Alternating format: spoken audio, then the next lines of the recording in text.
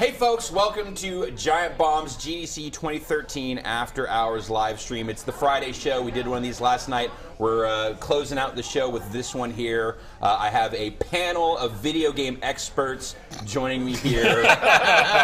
Professionals who will act accordingly.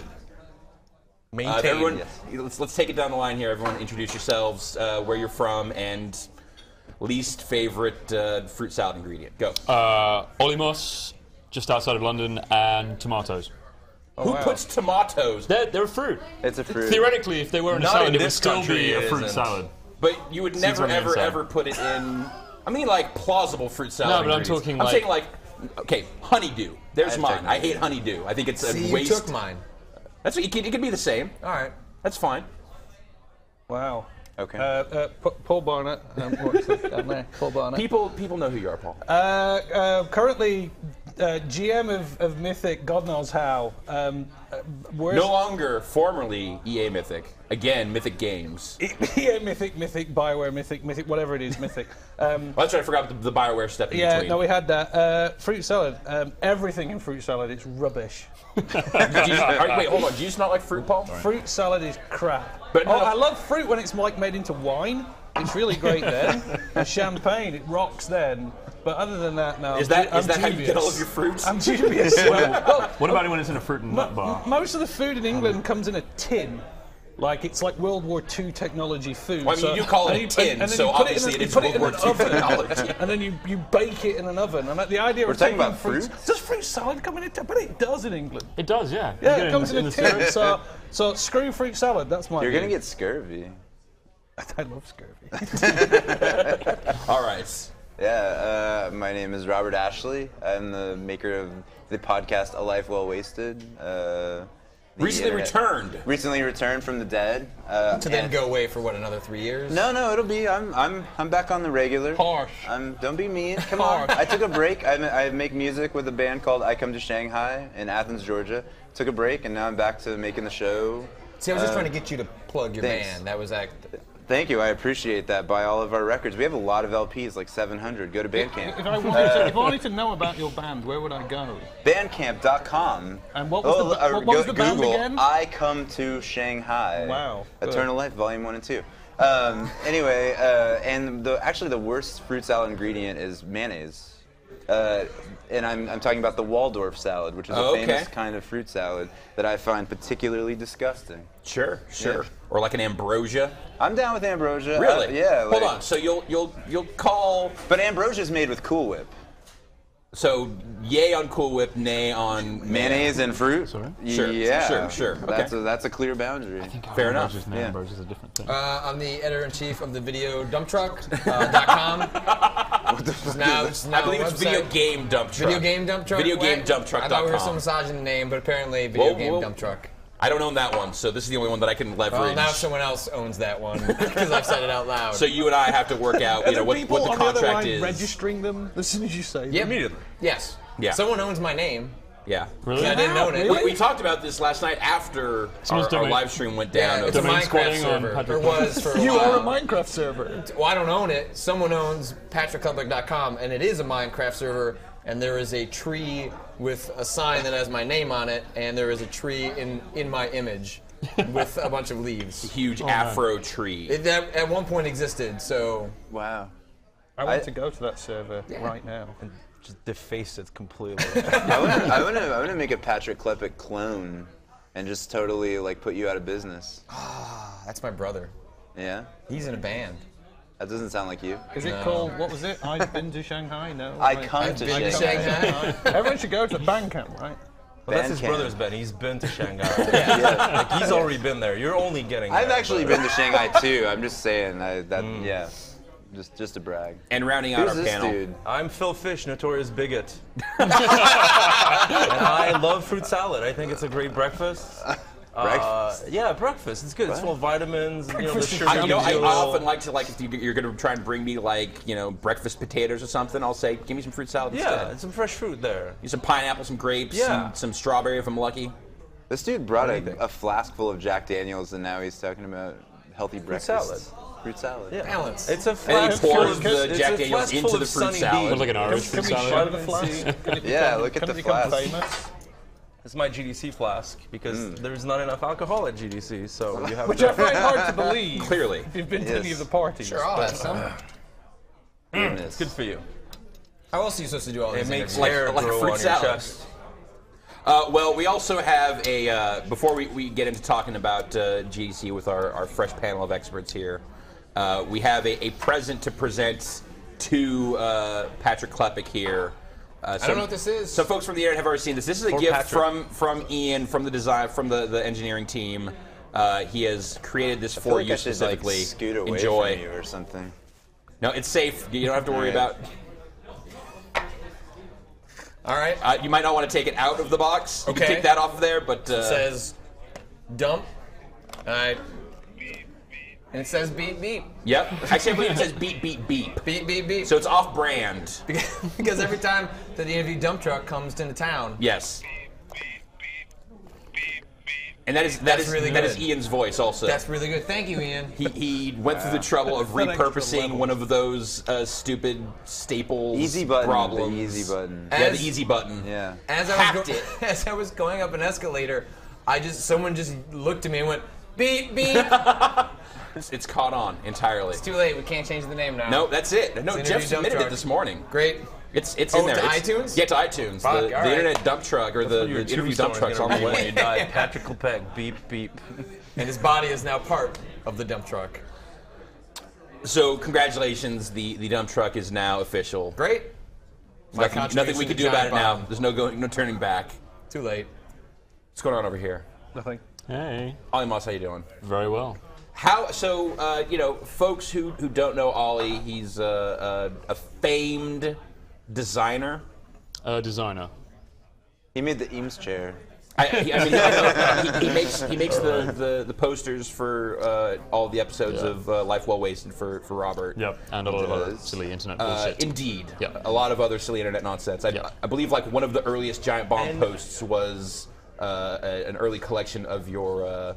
It was not game. No, it was game related. It was the books. It's the books. Yeah, the Books. books. The book Those- covers. those That books. was, that was Yeah, probably the those- first time I yeah. was made aware of you, and then through the magic of Paul Barnett, There's so we much fun. got acquainted. Very lovely, aren't they? He also did the Borderlands 2 inside cover thing, right? No comment. That was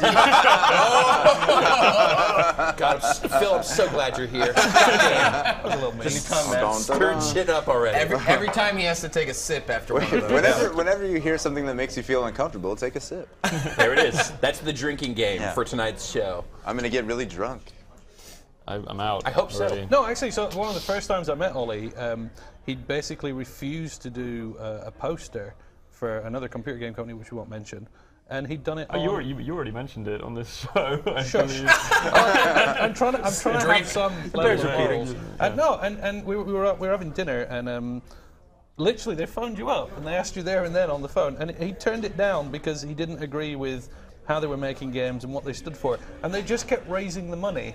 They're like, well, how about more money? How about more money? And No, and that didn't happen. And, You're- well, this no, is no, all- it's true. No, it's true. Because I remember, because you got off the phone, and I said, "How much did they offer you?" And you actually said, "Well, the money wasn't important.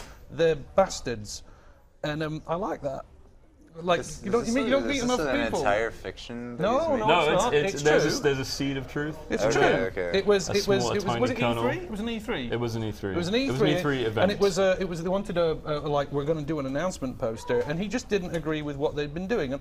And what actually happens in computer games, you meet a lot of people who are doing it for the money, or they're doing it for the fame, and it's just nice to meet people. I'm doing it who- for the women. How's that working out? One for you? reason why. No, it was just nice to meet someone who actually was going to turn people down because they didn't like what people were doing. I like that about you. That's the reason you Oh, and I thanks, ended man. up I love you getting too. on. Oh no, it was good. I liked it. And then you never did make me that "We" as a Brad same Baker reason. poster. Yeah. Yeah, because you don't like me. Yeah, I'm a sellout. Sorry. That ended up being a really touching story. Yeah, no, it was good. It's a good passive-aggressive story, Paul. Thank you for that. Thank you for that. No, I appreciate it. So folks probably mostly know Ollie for his Like poster unique type design work, doing a lot of stuff for less unique Sort because of people like are trying to yeah. rip it off more. Yeah, around the game industry. That's It's like so I- bass. He's a bastard. There's a lot of. Like, I did the Resistance cover. Yes, yeah, That's the Resistance cover. The that's, divisive that device. How was that divisive? I got some hate mail. Really? I got a little bit of hate mail, yeah. Like, what was the nature of the hate mail for the Resistance 3 cover? I used to like Resistance, and I won't have this art in my house. Wait, really? Someone wrote that? Yeah. Yeah. People hate art. People are so opposed to things being art. It's weird. I don't get it. I always get the like, fuck you. Your game isn't art. No games are art. They will never be art. Just shut up about it. There's some resistance. There's There's a resistance. a weird like, thing where like good the people fun. who think that like There's resistance. people think that art means that games won't be fun Sorry, or I'm something. a little You know, slow like today. that, like the artists are coming to take the fun out of your video games. Yeah. It doesn't. Like, it's not going to make not anything mutually fun. But I mean, It's this is a "Ugh, this stop is like making a me cover, feel though. things and just make me Talking feel about. achievements or something. You know, like I just I want to only feel want to feel accomplished. Fiero. Yeah. Remember that one? Yeah. That's still a thing, right? But so all you are making kind of a transition. You were broadening your horizons. Yeah, a little bit. I can't really talk too much about it, but No, we won't talk specifics, but Okay. I kind of just want to talk about the experience part of it, because we've got Paul Barnett, who's an old man who's been around the block, and the game industry has I'm actually the oldest A person shadow here, of his right? former self. just weathered Sucked and him beaten shut by up, the man. system Like sucked him and dry. everything around him. I tweeted how much I like the Lords of Midnight iPad conversion, only to find out that none of the people who follow me were born before that game was made. Damn you all. I was actually trying to figure out what that game is. Sorry. It's wonderful. That Mike Singleton, the guy. Is that who- one of those games that's just words? No. Give you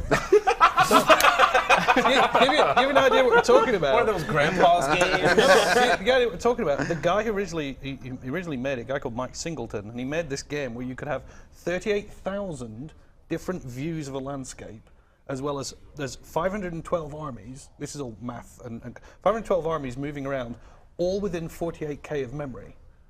Right, so that's 38,000 locational views and 512 armies all randomly moving around while you were moving up to 256 units of yourself, all within 48K of memory in 3D, which is absolutely astonishing.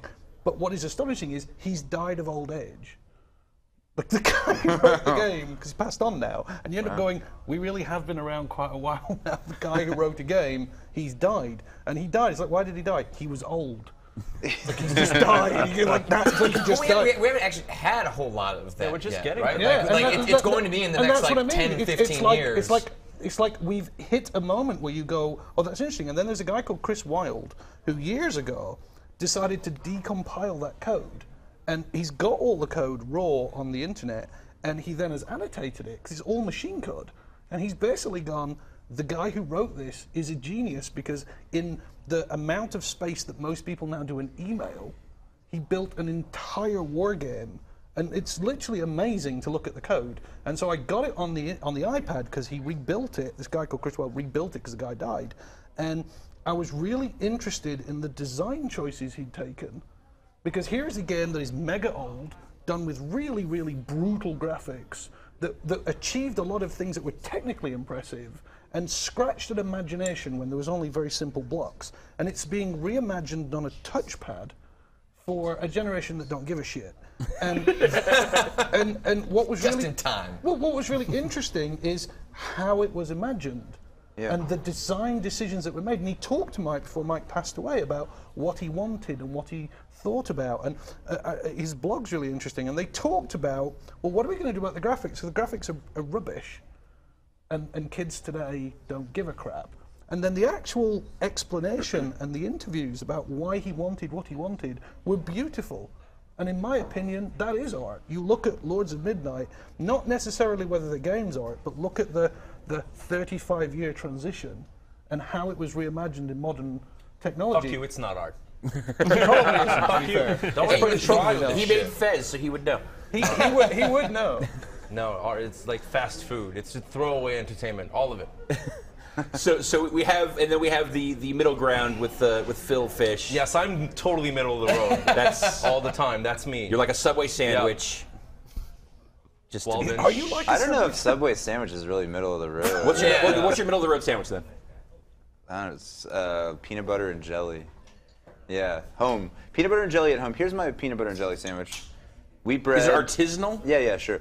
Wheat bread, half a tablespoon of room temperature butter on one slice, half a tablespoon of room temperature butter on the other slice, peanut butter, like only like real just peanuts, no salt, just the the ground peanuts, and then strawberry jam, and then Malden flake salt. Did you translate jelly and then, jam and just for us? then you yes I did. Thanks. very good. And then Consider it. Yeah. I hang out with British people. That's insane. But then in the microwave for 10 seconds. Seriously. Yeah. And how that's a peanut butter You're right, sandwich. that is home. That's exactly what my home was like. And I'm only asking because I know that you know the answer to this precisely, but how many calories in there? Like 700, Yeah. the way I make it. Yeah. So it's like an inch thick layer Yeah, of peanut butter on there. three tablespoons of butter, of peanut butter, plus the tablespoon of butter. Plus the full tablespoon of butter. Yeah, it's good. Anyway, I don't know what I'm That talking sounds great. Now I'm hungry. Yeah, Let's just break I am this thing too, up. and I It's interesting, like bring up that whole like the way that some players push back on like the idea of like games being art, or like what that means for, the idea that somehow takes away from other games that are being made. There's a similar conversation happening. It's a lot been at GDC in terms of like the representation of like women in games or minorities in games, and the idea that like if you put these, if you put an African American lead in a game, like people are like, well, don't force it. It's like, well, but any character you design is forcing it. You're designing a character, and that this.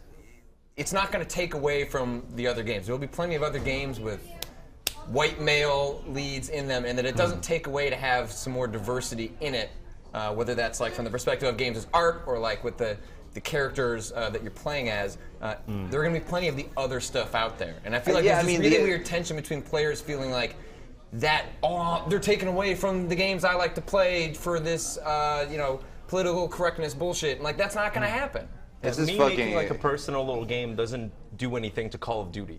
Call of Duty just stays there and is what it is, and that there's an alternative doesn't really change anything. It's also Isn't it like a big part of it just from a publisher's standpoint, like selling? Well, it's selling focus these games? groups. It's like we're lucky to get any minorities as leading roles because normally people will pitch that to a publisher or whoever, and they will tell you. Just look at what a big failure Grand Theft Auto San Andreas was. That just. No, but they'll look at numbers and they'll say, like, statistically, a game that stars a female protagonist will sell far less than another one. And they just look at these numbers and then say, well, that's fact, and now we're just going to act on these facts forever. And from their point of view, from the publisher's point of view, and it's something I sort of try and understand, is that from their point of view, it's just, we'll just make them out, it'll sell more, and therefore it'll be better.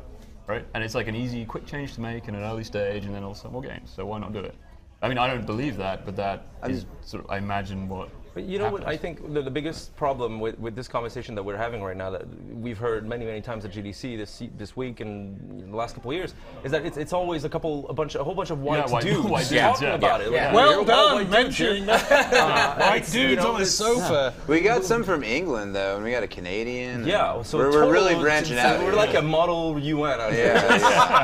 And we don't hear enough about those other voices. We're always just saying that, like, well, yeah, it'd be great to have women in games, but then you don't actually. Well, I don't know what it's like for you guys in Giant Bomb, but I remember back in the day at Ziff Davis, like, you remember when we would have like Jin Sao on the podcast or something? We get a lot of people being incredibly annoyed, like, where are they gonna get this woman off the podcast? Like, and you immediately get to like to make a sandwich joke. Yeah, and stuff like that. And what yeah. happens is that, and that's actually what's been really amazing about this week at GDC, is what happens when one woman steps out into that spotlight, they get this incredible concentration of pushback, and then they don't want to step out again, or other women don't want to step out to support them because then it'll just be targeted at them as well. You expose yourself to an incredible amount of abuse. And GD, what's been really great about this GDC, like between like the One Reason to Be or Anita Sarkeesian laying out like what happened to her with her Kickstarter, is like, if these people are going to like kind of put themselves out there,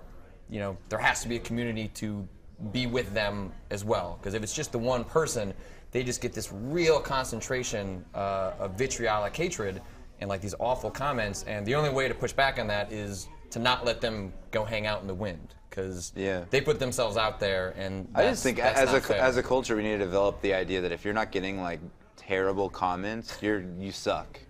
Like you got to be getting like terrible because that's what the internet is. It's a festering pile of like hateful commentary, and if you're not getting it, then you're just satiating the people who have these tastes. Yeah, I have to keep telling myself that to be like not super depressed all the time. I'm doing something really, really right, because Jesus. This is the feeling of success. No, but like, okay, so like I get a lot of shit online, but it's nothing compared to what Anita Sarkeesian got. Like I've never gotten a death threat. I've never gotten a game made about me where you beat me up and like I get all bloody and shit like that.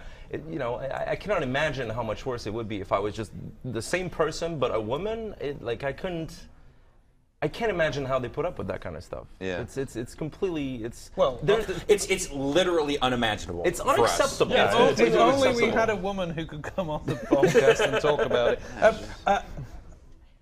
I think we should talk out of turn about it because I have a lady producer making my game at the moment. I have a lady lead designer actually designing it. I have a lady in charge of all the marketing. And I feel like we saw it at just GDC for the overall attendance. It seemed like it was a Things are changing. I really feel like this year was like a pivotal point, not just in terms of like indies getting more exposure and the fact that we basically got 2 IGFs this year. Journey winning. Yeah, it was all indies the whole time. But just you know, things like the One Reason Why movement and just people not putting up with that shit anymore. You know, the IGDA party controversy of the dancers and all that. People are just saying like, this is enough. We have to grow up as an industry and just not accept that. I've just been finding that shit exhausting from a professional standpoint, just even at stuff like E3 for forever. Yeah. Of just like, not even like, for whatever reasons. And sometimes it's like purely selfish of just like, it's just causing these horrible jam-ups at the show because people are waiting in line. People are waiting in line to get a picture taken with a booth bay or whatever, and I'm like, this isn't what we're supposed to be here for. But you mustn't get caught in a glass bowl about it. If you go to like Igramir, the Russian version of E3, I want to go to that. like What is it called? Igramir? Igramir. It is like going to the Equality Stone Ages. I mean, it's all very well. Is that a good thing? No, it's a terrible thing. But what I'm getting at is, I hear an awful lot of people, and they talk on behalf of ladies, and they talk for them, and the rest of it. And my lead designer and my producer both quote Morgan Freeman, oddly enough, about racism. That entire line he did about stop talking about it. I don't worry about it. But like, I went to Igramir, and with all great respect to E3 being naughty and having too much, I mean, you go there and it's barbarism. I mean, it's absolutely disgusting. I will never go again. I will never go again. Dr. Ray Musica was going the year after, and I said to him, "Don't go." Like you talk about equality. You literally walk there. You walk over the threshold, and you go. No. Like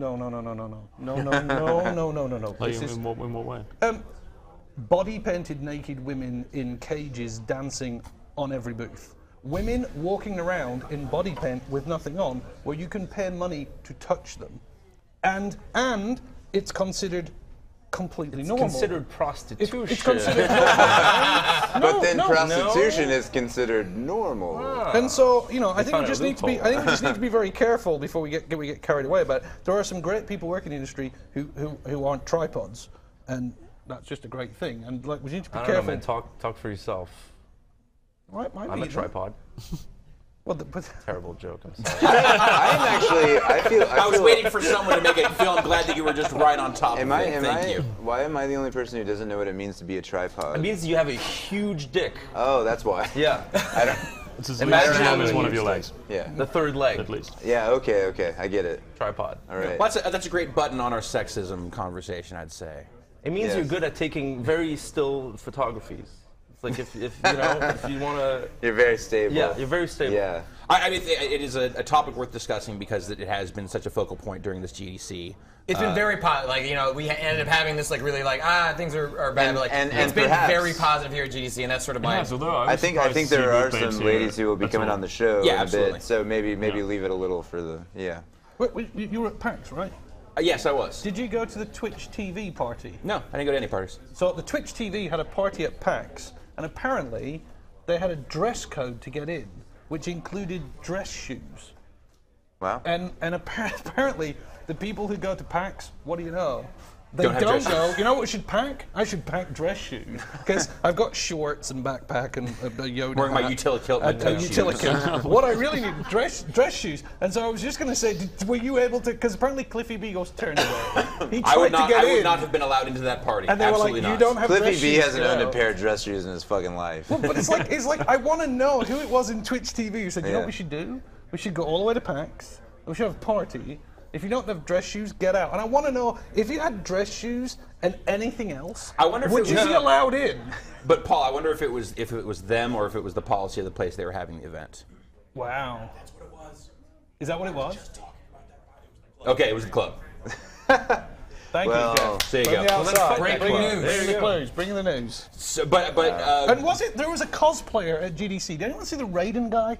No. A guy dressed as who cosplays at GDC? Who goes to GDC and go, it's developers? Didn't, You know like, what it you was do? actually I Will need to Wright. dress up. Kojima cosplayed his own, like, I think he's allowed to, right? But like, so apparently you look Raiden. I would like to see people embrace that. I do want to show up and be like, So holy you do- crap, Hideo Kojima is cosplaying as Raiden right now. take your you mean, appointments. Like, well, just go to like do some interviews. Yeah. Like, cosplay. Yeah, maybe. just be dressed up, you know? Why Well, not? it would be great because I love like it. at Comic-Con, like celebrities will go to Comic-Con like as a stormtrooper so that they have a certain level of anonymity and they can just walk around and enjoy the show. Yeah. If we had more of that at GDC, I think it Or might they be come good. as Gabe Newell. Oh, good. Just lots of yeah. dresses. Make going myself on. an No. mask and be left By alone far, by the number everybody. one costume at GDC this year, and I guarantee you, it was Jonathan Blow.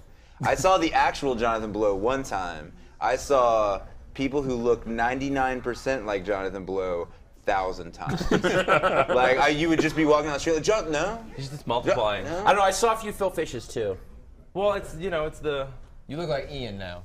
I got that a lot. You know, the funny thing about everybody's telling me, like, you're starting to look more and more like Ian Bogos, is that people don't know because I have glasses that correct it, but I have a lazy eye like Ian Bogos, and I love sun chips. So it's like we're And like 99% basically the same person. Yeah, you're always. And you're kind of a bomb. No, that was like we tweeted about that. That was like one of our goals this week. It didn't happen. You want to explain what sun are chips sun are to Paul? He has no idea what sun chips are chips for hippies. Not some really. chips. It was like the idea of chips for Like- hippies, like like in the Kelsey's chip? in the Crisps. 90s Crisps. though. Like Healthy. now people are like, oh, that's not good for you. Sorry, and and- now- And they came, Yeah. they came Yeah, in he's that talking about crisps. biodegradable bag that was like the most too loud. noisy bag Yeah, ever. yeah. for I'd heard sun ships, and I was going Sun these ships. huge ships that go through the sun with solar Wow. panels. Yep. And I was off. That sounds great. No, I was Me and I Ian was off Bogos over are there both going, they're big awesome. fans of airships. Yeah, and yeah, solar dirigibles powers. are sun the chip answer. is We- much more interesting than these stupid multigrain chips. I put dirigibles in Ultima Forever, and then the Ultima people told me off because they said that technically they weren't designed until Ultima 5, and that I was an animal. Wow. So I was Out of like, canon. I didn't realize dirigibles. Get your continuity straight. They were because Ultima has a really strong continuity. It doesn't change its mind. Sorry, sun chips. No, I thought they were chips. great. They're like chips with cheese. They're like cheesy I don't know. grain chips. They're really oily. They're like super bad for you. Oh, wait a minute. I'm There's sure an they are. argument here now. What? You don't like the sun chips? Well, they're okay. I like them. I mean, I eat tasty. anything crispy. I'd eat feces if it were crispy. Don't say that on this show. Okay. That's a dangerous kind of Yeah, we can thing work to that say out here. You came to the wrong office. Yeah. I mean, I know we're in San Francisco, but no. seriously, if you could find some like molecular gastronomy guy to dehydrate feces and make it perfectly crispy in the next 30 minutes. No, like perfectly Man, spiral you feces. are I'll take a really, big old bite of I don't that. think you realize how much of a gamble you're taking right this dry moment, ice, Robert feces, Ashley. Right. like that kind of stuff. Yeah, something. You know, I don't know how you do it. But you got 30 minutes. Sun-dried. Challenge I mean, it's got it salt. Is Salt. that literally if Crispy in and 30 salt. minutes it turns up crispy and salted, you're eating it? Yeah. Wow, this is live, right? Yeah, absolutely. What's the time? 100%. Yeah. What time is it? I like these hard swings here into eating shit chips. It's 6:53. So, All right. I give it 30 minutes. 7:23. I mean, I'm sure that if you knew the right person to call, you can make it happen. I'm betting that you don't. the internet may know. Yeah, we don't have to call No, anyone. you can't get their help. That's bullshit. No. No, You really, guys- if somebody random just shows up here within 30 minutes with crispy, with salty crispy, shit, you won't salty eat it? shit, yeah. God damn it. God damn this show. God God damn this website. I just wanted to ask Ollie Moss about starting as a game developer, and then we ended up on this circuitous hell ride. Well, it's like 60 minutes, man. Well, so that was kind of why I was taking it down the line here. Was we have these varying levels of experience, and I'm just curious. This is kind of your first GDC, trying to make this transition, trying to.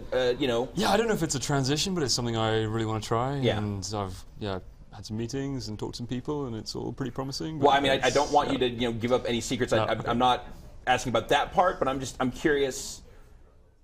Just what that experience has been like for you, if there's any non-spoilery. Still so early. Yeah. Yeah, it's still so early. Like at the moment, it's just like, I mean, for me, it's just a different design challenge. Yeah. Which is really refreshing because I've been doing the same thing for so long now, that just designing something a little bit. So different. for you see it as more of just like this is a different application of the same skills. Yeah, it really does feel like that. Absolutely. They both have design in it. Yeah, it's design. Me and Ollie have actually brainstormed a few ideas. We've been looking for an excuse to do something together. We just shoot the shit, and it's the same thought process that comes to like solving a problem. It wouldn't be surprising if an artist trying to get into game design would suck at systems design. Like an artist, you might think is going to be more aesthetic, but Ollie being more of a graphic designer has an understanding of design and like the systems he came up with. I thought were like, dude could work as a game designer. But I play like a shit ton of video games. Well, also that helps, but that doesn't necessarily mean that you have a good understanding of systems. Yeah, and like when you pitched me game ideas, they were so well thought out, and you thought of all the conditions and possibilities and things like that. But it's all about solving a problem. With any kind of design, it's somebody. That's design. If it's a problem that somebody gives you, or a problem that you kind of set yourself in your head, it's about. Like, the difference between like designing a chair and designing a video game, it's just details, but it's all about usability and then considering who's going to use it and what role you want it to fulfill. And if you have that design mindset, anything is just a problem that you have to solve. Yeah, exactly. No, I absolutely 100%. You know, I do a little bit of graphic design too on the side. It's all design. I would love to design a house one day. I would love to design, I don't know, any kind of object, anything that isn't just like purely digital. Because I think that there are skills that would apply there. That I have only ever worked with ones and zeros, but I think that I could probably design some things with like the right materials because you approach it with the same kind of problem-solving mentality. You sound like a man who needs a 3D printer. And a scanner. Actually, we need some daddy Warbucks to buy both you guys 3D printers. I want to see what would come out of that. I'm very excited about that. A lot of bullshit. Probably. Maybe crispy and salted. All sorts of dicks. Dicks and everything. Scan my own dick, print my own dick. Recursive dicks. I never. Yeah. Oh, I can't even tell you where my mind is going with this right now. CAD? Yeah, would you create a CAD No, version? I wouldn't modify it. I would want it to be Would like, you become a CAD? Put it up on like SketchUp 3D Warehouse. So you can on Thingiverse. There you go.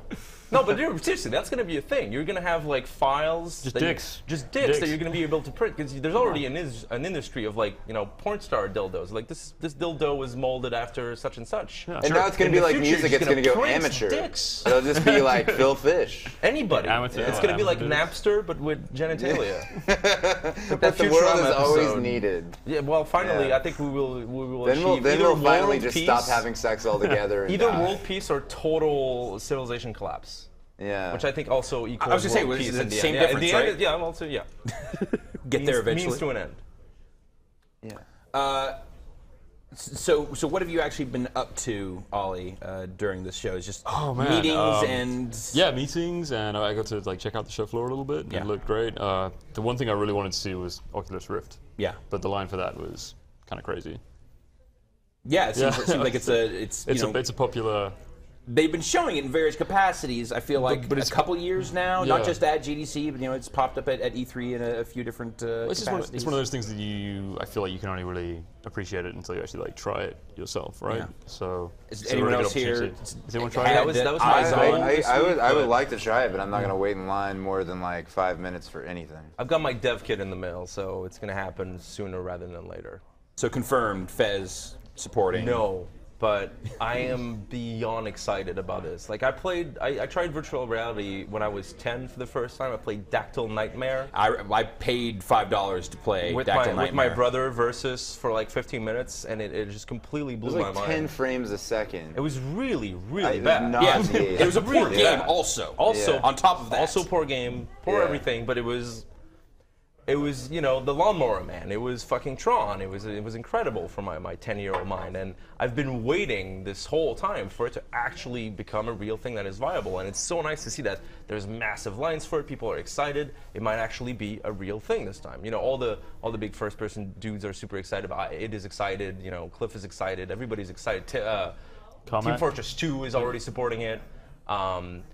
And you know, I have a lot of ideas for games that we're going to use a first-person perspective already. And anything that's using that is just, well, then there you go. It's a virtual reality game now. Yeah, I really hope that it becomes like a sustainable market, like a real option when you make a game that isn't just, oh, our game supports it. I want to make a game that is like exclusively all about the experience of putting on that helmet and being like completely absorbed in this virtual universe. That to me is, you know, it's a few steps before holodeck. Yeah. And that to me is like the most exciting part of being alive and a game designer in 2013 is that I'm probably going to live long enough if my career doesn't completely collapse this year. Or your health. Or my health, if I don't die. If, you know.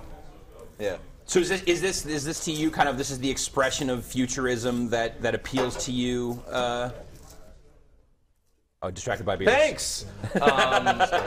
Yeah, to me it's you know, what video games do to me that is unique to video games that no other vidium is just creating a space. And virtual reality is like the best application of that. You know, eventually it's not going to be a helmet, it's going to be like, you know, jacking in your brain, it's going to be the Matrix. Like, that stuff is probably going to happen. And I'm so excited to be potentially still be a working designer when that comes around and actually create these things that aren't games, like not sports, not like a digital board game, just here is a reality for you to just slip into and escape. And I find it so interesting to hear you talk about this, because then I think about Fez and about the fact that it's like, starts out as like a love letter to all the games that I grew up with and all these sort of old technology, and slowly like falls apart into a 3D universe that like it can't deal with or something. And on one level I'm like, that seems weird that you of all people would be really into virtual reality. But now I can totally imagine it. But it's virtual worlds. Like the first things I made for video games when I started teaching myself the first Unreal Engine. When Unreal came out, the first engine was fairly approachable. It was pretty easy to use as a teenager. I wouldn't design levels. Well, technically, they were always like, it was always like a deathmatch level. You would always have the gun and all that stuff. But I would just make like an intricate castle with secret passages and just a place to walk around, like a nice courtyard or something. Yeah. And it was just like architecture and spaces and places and things like that. Not gameplay, not systems, just atmosphere, experience. I think that's a totally valid thing. It's hard to call that a video game because there's the word game in there. We're probably going to have to come up with like a new vocabulary for these types of things. But, you know, digital spaces that you can experience as realistically as possible, that to me is super, super But are exciting. you interested in it like as a realistic... Like no. It doesn't have to be realistic. Like it could look like Tron and it would work just fine because you're not kidding yourself. You're never going to convince yourself like this is a real place while you're wearing this like big bulky thing that you're going to feel on your forehead. It's, to me, if you skip the realism part and you're just like, yep, it's all like flat shaded, hard edges, polygon, but it's this fully contained virtual world that you just walk into. It's like walking into Narnia, you know? It's like, oh, now I'm in digital space world and everything is sharp edge. And it's believable because it's all you see, and there's like a consistent logic to that world. It doesn't need to be realistic. Like it could be like a black and white. Like today at the Experimental Gameplay Workshop, we saw Memory of a Broken Dimension. There's all black and white and super glitchy and really obtuse and hard to read. But it's like a first-person thing that takes place inside of a computer that's like being glitchy. And it's such a believable universe. You're like, yeah, I'm in this fucked up computer that's having a hard time running, and like all the environment around me is like flashing and glitching, and it's more believable as, you know, a thing that runs on its own logic than me trying to make like a super realistic forest with like foliage and, you know, I'm also just, I'd be way more into like immersing myself in a world that's not real. I mean, I live in the real world. Yeah, exactly. You know, I don't understand the pursuit I want to go. of I want to realism. go somewhere like that's gonna blow my mind. Yeah. You know. It's weird. I actually come from almost the complete opposite view, in that I really like board games and I really like card games. I really like the abstracted game, and I find myself when I go into. Paul, are you going to go on a? Are we running up here? No. I was just going to go. I just find it really interesting listening to what you're doing. So I was going. Actually, I really don't have any interest in creating a fully immersive 3D thing. I'm actually really into making abstracting games that are nothing more than observe from a distance and play with them. And I was just genuinely interested in that you were going. If I could do full sensory perception, I would then do crazy abstract black and white weirdness. And I was going, well, that's odd. I'm not actually inclined to do that. I was literally. It's one thing, you know. I'm always trying to design a card game or a board game. Like I like systemic design. That's one thing. That's the game part of video game. But I think what we call a video game today, which is just like some kind of real-time, interactive, whatever. The fact that we call them all video games kind of holds us back because they don't have to be games. You know, there's always going to be games, especially with things like Proteus, where a lot of the argument is like, is this a game? Is it a game? And does it the matter? fact that is it a game is like a detrimental. No, game. I think what is detrimental is calling everything that's interactive a game. Yeah, I absolutely. We don't have the vocabulary for it. There's no word for like, oh, it's just like a walking around thing. Yeah. If there's no We still go to the movies, so I think we're stuck with games. Yeah, comics. Yeah. Things like We're stuck with game, but I think already people don't really take it that literally. Interactives. Oftentimes, like the things that I identify as experiences that I enjoy the most, like I see them as rides. Like the game part, it is not so much a can I beat this, can I be, more strategic, faster, whatever the thing is to win. It's more of like I want to experience this thing, and to me, I think like the closest term that I've heard is a ride. Like let's go on a ride. Let's go through this. that kind of takes away from a certain amount of Pokemon Snap. The interactivity. That's a total Pokemon ride. Snap. Literally. Where's XCOM in that? What's that? Where's XCOM in that? Oh, XCOM's a game. So is that literally you end up literally going? There are segmented versions. XCOM is a game. The thing you were talking about is not a non-game game. See, that's like the semantics problem. Like, you mentioned comics, but like there are like people try to call serious comics like graphic novels, right? Like that's the semantics difference that comics came up with to try and be like this is more mature or interesting. Like it's trying to be like real literature, and games are in that weird phase of like we don't know what to call this stuff, and it is a weird semantics thing, but it's. I mean, it is also still GDC. Yeah. Right. Yeah. But it's problem because like when like Proteus came out and I was trying to like describe it to people, it's like, well, I don't want to say it's an art game or an interactive painting because if you've had a bad experience with something like that in the past and then you start painting that all with a really broad brush, and then it's also really reductionist and not really descriptive of what that experience is. But we just like as specifically as someone that writes about games and talks about games, I know that I don't feel like I have the proper language to articulate a lot of the experiences that I'm finding the most interesting right now. Look, we're having the same problem with 3D right now, right? 3D means two completely different things right now. Yeah, simultaneously. And I ran into this problem the other day when I said that 3D on 3DS was a gimmick. And I got a torrent of people on Twitter calling me a hypocrite, saying like, you're calling 3D a gimmick, but your game is all about 3D. There's a difference between 3D as a stereoscopic type display, like it's a monitor that does 3D, and 3D as in polygons, like a 2D representation of a 3D space. Like those are two completely different things, but we're both calling them 3D. They're both equally called 3D. But they're both also tricks.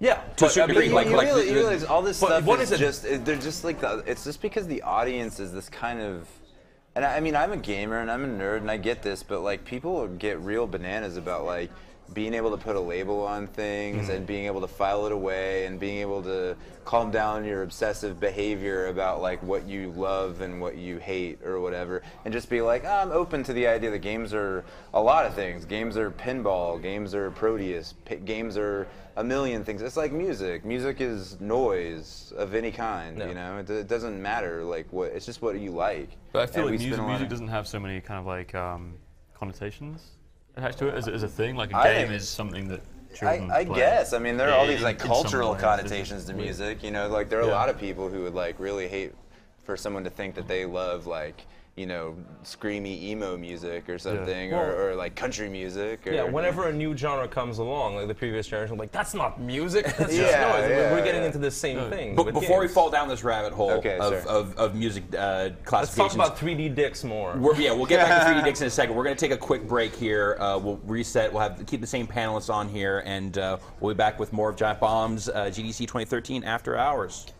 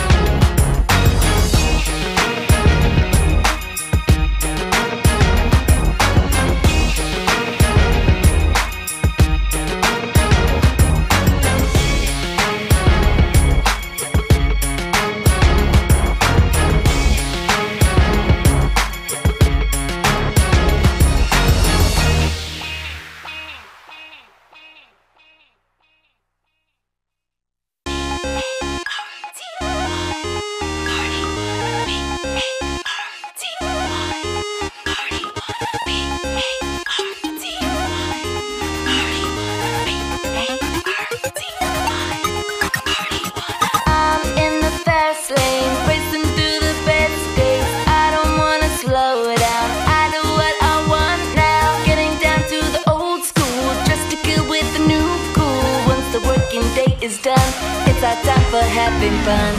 I'm gonna party hard until the sun comes up. The music feels so good. Dancing is what I love. We feel the heat tonight. The mood is feeling right until the sun comes up.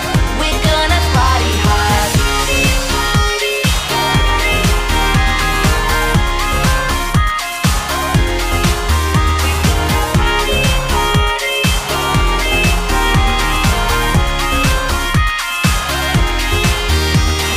By day the sun's heat on my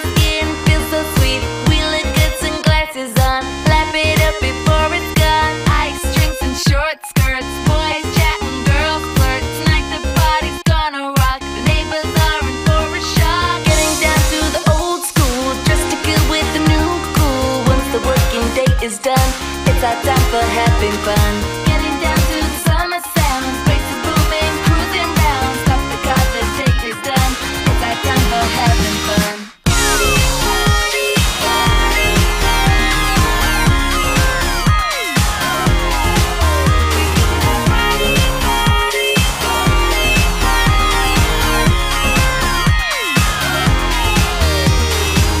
I'm gonna party hard until the sun comes up.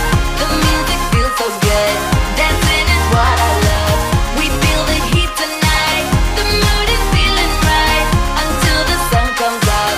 We gonna party hard. Cruising beat, summer heat. I feel so sweet, feel so sweet. Old school, new cool. Rock this beat, rock this beat.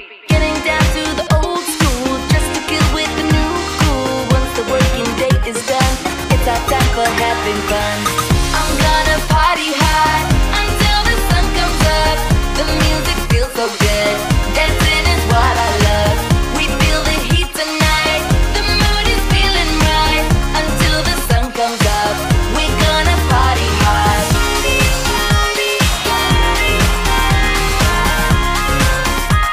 It's that time. We're gonna party, party.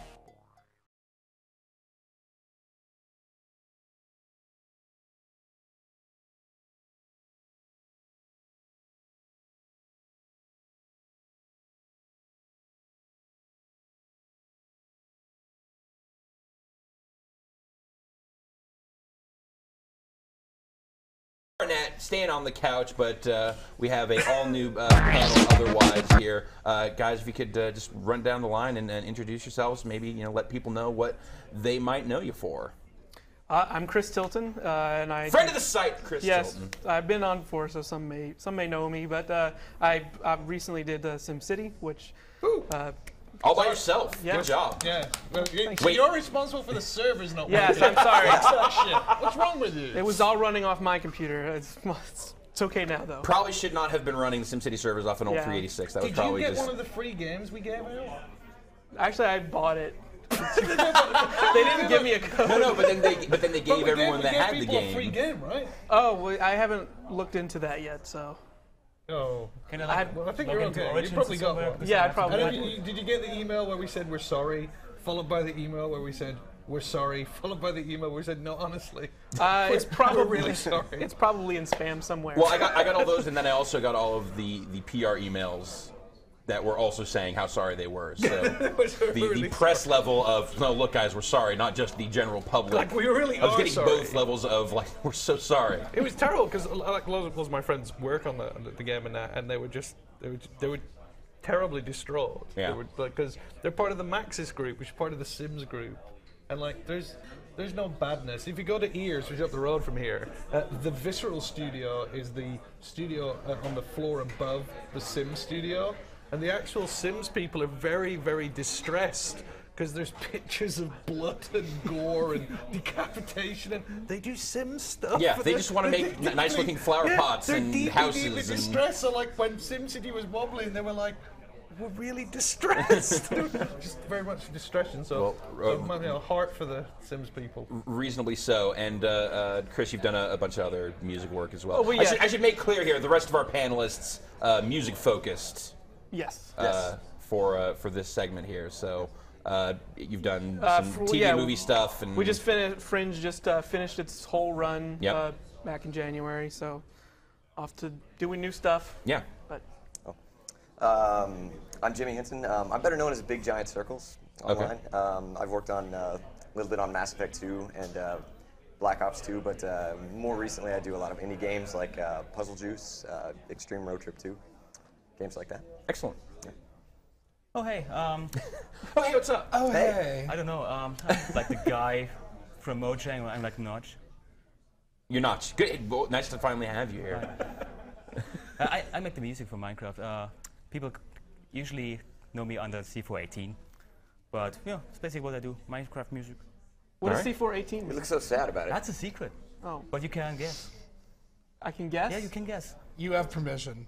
Oh, But will you tell him if he's right? No. Oh, but he can guess. Yeah, sure. you were 18. Well, anyway, he doesn't need your permission to do that. No, he has to. Well, it's German law. Yeah. Yeah. You were Okay. 18 and you blew up some C4. I don't. That's the. That's not true. Yeah. That's always the first guess. Oh, is it? So you're Oh, not very creative. Yeah. Sorry. That's very it's boring. I'm Danny Baranowski. I wrote the music for Super Meat Boy, Binding of Isaac, Cannibalt, Cave Story 3D. I did the remakes, bunch of indie stuff, and right now I'm working on Desktop Dungeons with Grant Kirkhope. I spent all day with the Desktop Dungeon guys. Yeah, no, great guys. And Yeah. so me and do you know Grant Kirkhope? He did the music for GoldenEye, Perfect Dark, Banjo-Kazooie, Viva Pinata. Viva Pinata, Kings of Amalur Reckoning, and we're doing it together, which is marvelous. crazy. I love the Desktop Dungeon guys. They're from South Africa, Yeah. where there is no one doing game development. Right. And they had this small amount of budget, and they were allowed to go to a show, and so they came over to GDC. And I'm currently, I bought the game. I'm playing it, and I can't complete this one bit. So I emailed them, and they go, "Well, we don't know why it's broken." And so I went to meet them, and they today they said to me, "You know what we'd love to do? We'd love to go and see a big game studio. Can we see your studio?" And I said to them, "Well, no, because it's 3,500 miles that way. But what I can do is I can take you to a couple of other studios." And so we went on a tour today. We went and saw some studios, and they were Awesome. absolutely adorable. They're nice, honest, Yep. hardworking. Yep. They've got a really great idea. I think is it desktopdungeons.net? I think that's the website. And if you've done the sound, that's great. I really, really like it. Yeah, well, it's just really crazy. I grew up listening to I used to leave Perfect Dark on my TV to just listen to the music. And GoldenEye, everyone played that. And now we're just making games together, making soundtracks. And it's crazy. Did you tell Brad Shoemaker that? Oh, that's Brad Shoemaker is why Danny's here. Oh, okay. Brad Shoemaker orchestrated all of this. So, and I think primarily for a opportunity to bring Grant Kirkhope. He's not even here. He couldn't even make it because he had to leave. He's a wanker. This whole week he's taught us many times over how to pronounce wanker and twat. Yep. It's not twat. That It's wide not twat. A sound, yeah. He will get furious if you say twat. Yeah, no. It's twat. You got to use the diaphragm.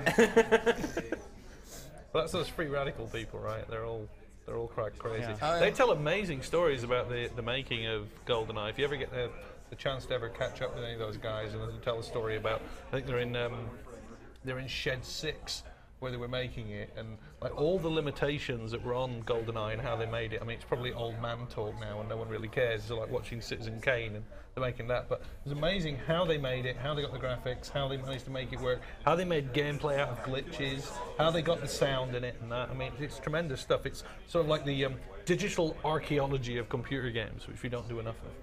Sorry, I regressed all of a sudden. I'm sorry. Turned into an 8-year-old. All right, Paul, I want to do this for you.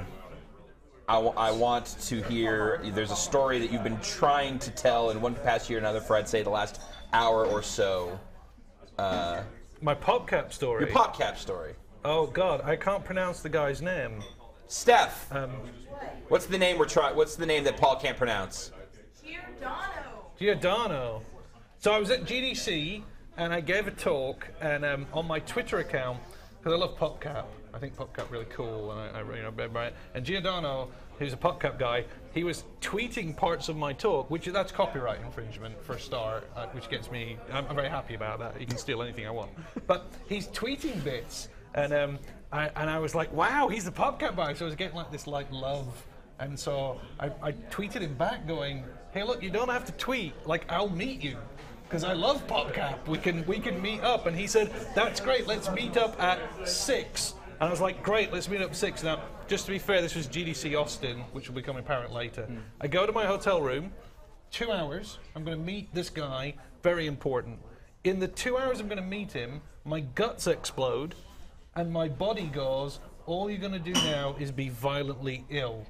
And I realized this was my only chance to meet him, so I thought, I'll just meet him anyway. And we agreed to meet on a thing called the Bat Bridge, which is a bridge in Austin with a great big bat symbol, and it has hundreds of thousands of bats under it. And at dusk, all the bats come flying out, and people come and watch it. And so I was feeling really ill, and I thought, I'm going to be sick, but I should go down anyway. I go down the elevator, I go to the end of the Bat Bridge, there's all these people. He's at the other side, and he wears these immaculate Italian suits, absolutely beautiful suits. He's over there on the other side of the bridge, I see him, he sees me, and I'm like, quick, quick, quick. And I'm like so ill and going to be ill that I'm trying to say, don't come near me, I'm going to be ill.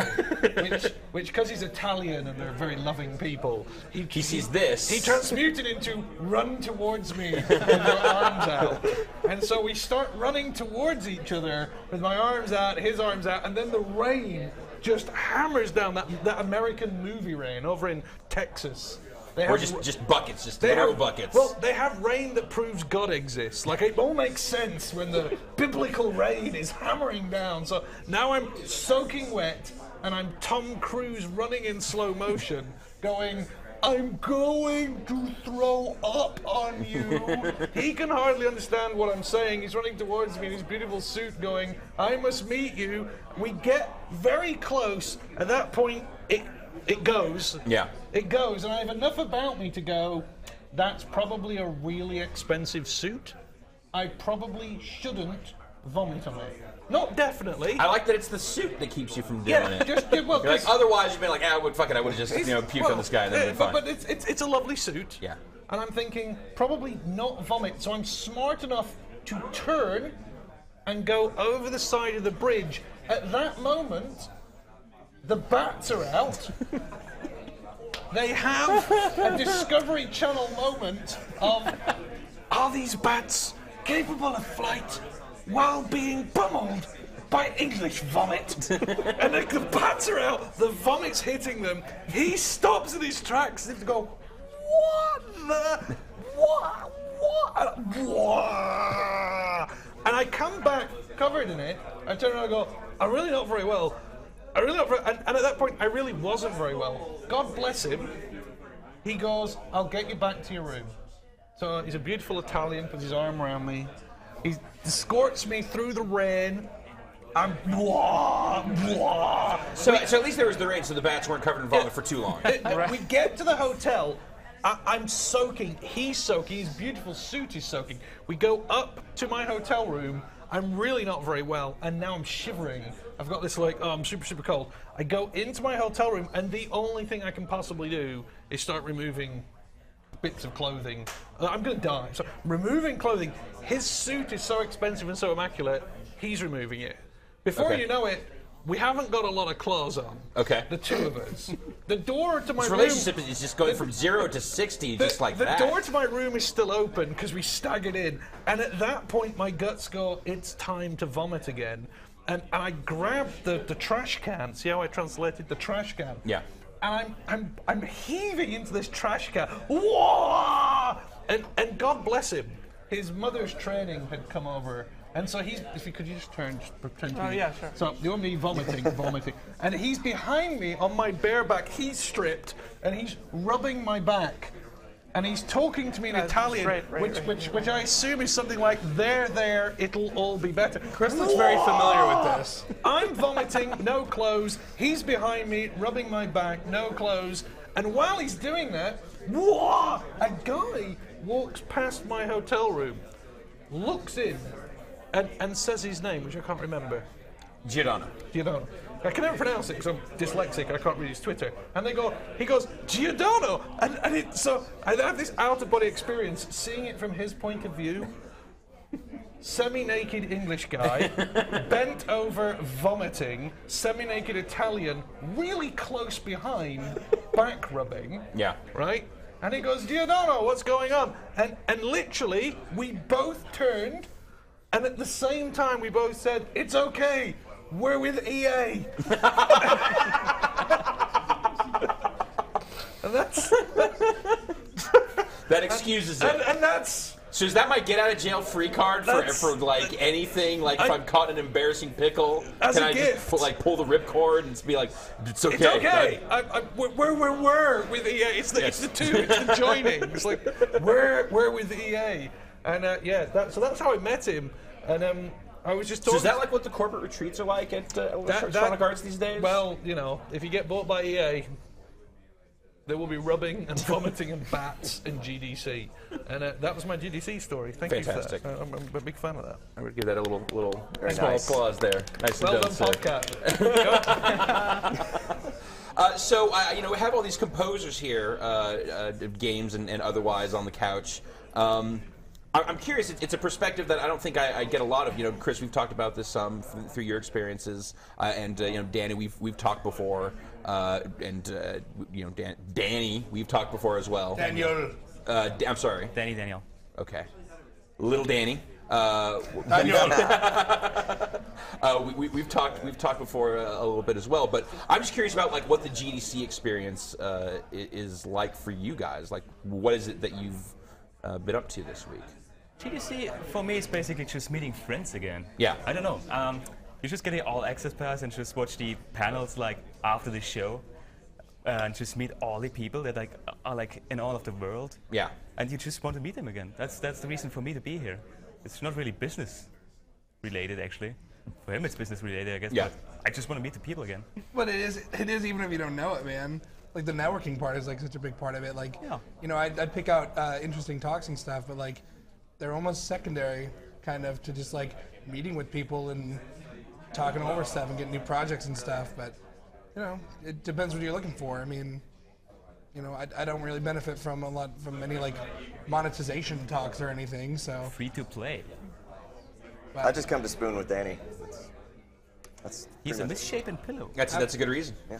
I went to when I first started coming to GDC, I think it was about like 8 years ago when I first started coming.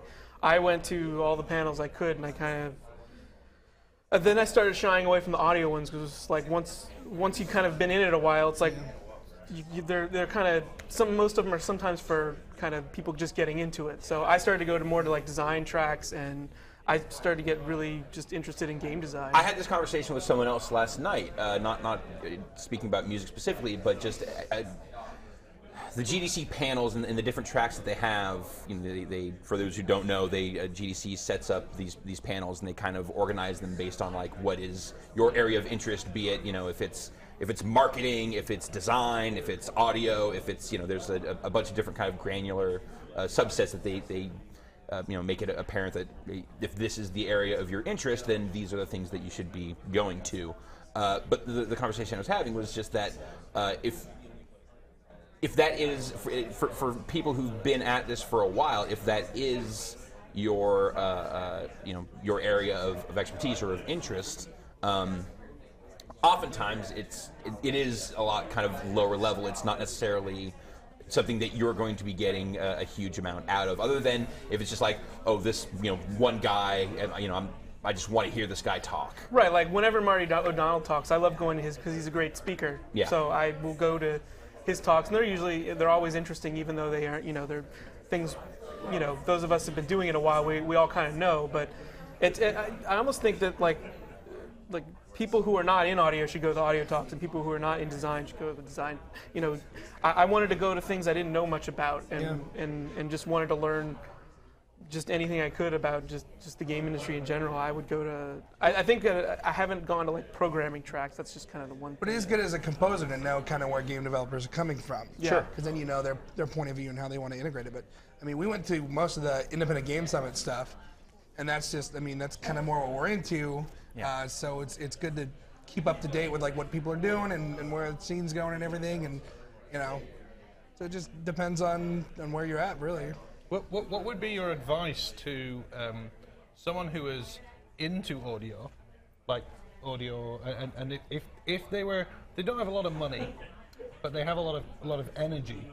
Do you think GDC is somewhere that they should go? And if so, how could they best spend their limited resources to maximize GDC? That's pretty easy. You just buy the IGS pass, which is just the indie stuff, and you just talk to the people that are in the expo. And that's basically it. I would say don't even go until you have a portfolio, something to show. Yeah. Right. Because unless you're looking for just something to really kickstart it and just get kind of an idea of what's going on, but you're going to be missing out on all these opportunities where you meet a guy and it's like you hit it off, and it's or a girl, and you hit it off, and it's, hey, we're doing this game and this kind of thing, and oh, so you do music? Yeah, but I don't have anything online, Yeah. So have a portfolio. Absolutely. That's advice for anybody. But if you were an audio person, you're trying to have a portfolio. What exactly is a portfolio that is viable? Like, is there a way of putting a portfolio together? How would you do it? Danny and I are actually both came from a website called Overclocked Remix, ocremix.org, and it's just a collection of video game music remixes. That's actually how I got to work on Mass Effect 2, is I remixed some of Jack Wall's music. So I didn't have a portfolio in the sense that I hadn't worked on any games before, but I had remixed music, and it was a point of reference so that when I met Jack, he was able to at least know what I could do, and that's why he ended up hiring me. He heard the remix and he liked it. So, you don't have to work on a game to get it, but if you just show up not having anything to point anyone to at all, then it's kind of... Well, and the reason OC Remix is useful, too, is because if you do a lot of things in different styles, you show that you're flexible. I think game developers often want somebody who's flexible, because it's like, unless you have a game that needs a very, very specific style, and you have a guy, which can happen, more often it's, hey, I'm making this game, can you do funkabilly rockcore dubstep bro-ness, or whatever it's called, and then you have to pull it out, so. Yeah. For portfolio stuff, I'm like, when I first came out here, I just bought an expo pass, and I just sort of wandered around trying to meet as many people as I could. It's always been a part going to panels, networking, meeting people, and then eventually just sort of become seeing friends again, because you make friends here. Yes. Sometimes you only see them here. But for a portfolio, you just gotta, if you're hungry for work, I'd learn as much as you can and work on small projects. And eventually, if you do good stuff, people will start to. Is that recognize code it. for work? Effectively, work for free. Work with indies, basically give away your work to get your work. Well, Look, I start somewhere. I mean, you got to start somewhere. Yeah, I mean, look, first one's free, kind of thing. Right. Like, Yes. don't you do something for free, but then if they want you to do something else, don't keep doing stuff for free. Then that just becomes they're not respecting you at all. Right. But Well, like so Cannonball, like my first, I guess, big hit or whatever, was made in 5 days. Yes. I made the music on the 5th day in like one night. And So it the was, other 4 days were just banging your head against the wall trying to get it. well, no, I mean, he was making the game and like it was white squares and stuff until like day 2 or 3. Right. And so like, you know, once it got to the point where there was like some kind of art in there and stuff where I knew what it was going for, and he knew what he wanted because he didn't really know what he wanted yet, and he was just like, all right, can you crank something out for me? And so I did, and then like eventually went to the App Store and was like a success. And this is just something I did for free, whatever, because it was a good game and I had an opportunity. And then like when I got to the App Store, it was successful and I made a lot of money on it and was able to, you know, help me make a living. So yeah, you got to walk that line. Like, do you ever want to work for free? Of course not. But if you have nothing, like I think game developers always want to see your music in a game over just like your music on a site. yeah, if the fact that someone wanted you to write something for them and you did is way more important than, hey, I wrote 500 minutes of just stuff for myself. Like, people don't want to dig through that. They want to see, oh, someone wanted to work with this person, and that's kind of in all creative always industries. Always take a job that is going to attach work to a game that's actually going Yes. to get released. So you can say, I worked on If such a you're- if you're game, beginning. go play it. And I really think it's important to And see. you're saying this regardless of size or scale. Absolutely. Yes. Absolutely. And then I think it's important to see how the music works with the game too, like rather than just the music by itself. Yeah, worst case, you're getting experience. Right. Yeah. Like very worst case, like even if you have to work for free for a while because you just can't get anybody to pay you. I mean, maybe you suck. You know, maybe you have to get better. So, you know, you do 5 free games. By the 6th one, maybe you know what you're doing and you finally crank out something worth paying for. And I also have to feel like it's the same as you know a lot of kind of this creative endeavors like this where it's like you just want to do this anyway, right? Yeah. Like this is whether you're being paid for this or not. This is you're probably driven. where your time We and guys don't have jobs. This creative is our hobby. outlet was going to be, right? Yeah. So I can't talk about audio because not only am I deaf at the top third of hearing, which means most of your wonderful work doesn't get known. So when they gave me the GM job by accident, Yes. the first thing I did was I went to see our audio guy, and audio is really interesting in my studio, and this appears to be consistent across other studios in that audio is a world to itself. Whereas if you go to the artists, they are pretty much ingrained within whatever code is doing, and they're ingrained with whatever design's doing. Audio is this like black box that they're left to get on with what they're doing. They're given a budget. You can have this much time, effort, energy, processor, and space, but off you go. So the very first thing we did is we tripled his budget, and we gave him 2 extra headcount. And so he miraculously went from having nothing to having actually quite a bit of stuff. I authorized him to buy all this software. Software, by the way, no one in my studio understood. Like I couldn't go to a coder and go, he's off to buy blah blah. They would go, I've got no idea what that is. And I've always been very impressed with the audio people. They are the most self-starter, obsessed, and can do it all themselves, top to tail, than any other discipline I've ever seen. And they're the only discipline that understands budget, because audio is one of those things that gets raided. Yes. Because they go, can you downsize everything? Can you change the? you find that to be true? Do you find that it's do you feel like it's the kind of the first thing to go when it needs to be? Yeah, it's pretty much true. Yeah. A lot of developers think it's an afterthought. Which is Exactly. unfortunate. And so you're right that we do have to justify ourselves. And like the thing you're saying about like the disciplines being different. I mean, it's the art, the code, the design, everything goes into like the visual component. The reason it's so different is like audio is like a completely different sense. You know, but a huge emotional component of the game. And especially if it's a game that depends on emotional narrative and that kind of stuff. You know, that's why. I mean, that's because I've thought about that a lot, about how, like, you know, how am I any different than an artist or whatever? And it's always very strange always kind of weird to me. Like, I understand why, but like how these games can have hundreds of people working on them and one musician. Absolutely, that's exactly it. So we did a couple of things for the games we're doing. The first is, it's on a tablet. We actually have an achievement of if you bothered to plug in your headphones. Yeah. Right? With so many iOS games, cool. you get the prompt up front of like, play this game with headphones. Well, so what was weird is, which is true, our audio guy was over the moon when we added this. He was like, "You're going to tell people they get an achievement for bothering to listen to headphones?" And I said, "Well, why not? We should do that." The other thing we added was patching music. So I'm so old, which you mentioned earlier. When I was a kid, we used to load games, and they took forever to load off tape. And over in the UK, where we didn't have discs that had instant access, we had cassette tape. Ask your parents. They won't even know. Ask your parents. Ask your creepy uncle. The point was we had loading music. The header would load, and it would say, "We're about to load a Commodore 64 game. It's going to take 2 minutes." So we will play you some loading music, which was 6K of music. There's a guy called Martin Galway, who's an English guy, who used to write a lot of the loading music. And so years later, here I am now as a GM, and we're about to make a game, and it patches. And so I went and I said, "I want patching music." And they were like, "What are you talking about?" I said, "The bit where it goes, I'm going to patch. I want it to play music like loading music." And then we went and contacted Martin Galway, who rung me up as a grouchy old man. He's like, "What do you want?" I said, "Can we license your loading music?" And he was like, "The 6K thing that I wrote, yes, can we license that?" I then went to the audio guy and I said, "This is going to sound strange, but there's this 8-bit loading music that I want, and I would like you to reimagine it." And God bless him, which is why I love audio, he turned around and said, "Is it Ocean Loader?" Martin Galway. And I said, it is Ocean Loader by Martin Galway. He said, "I've already remixed it."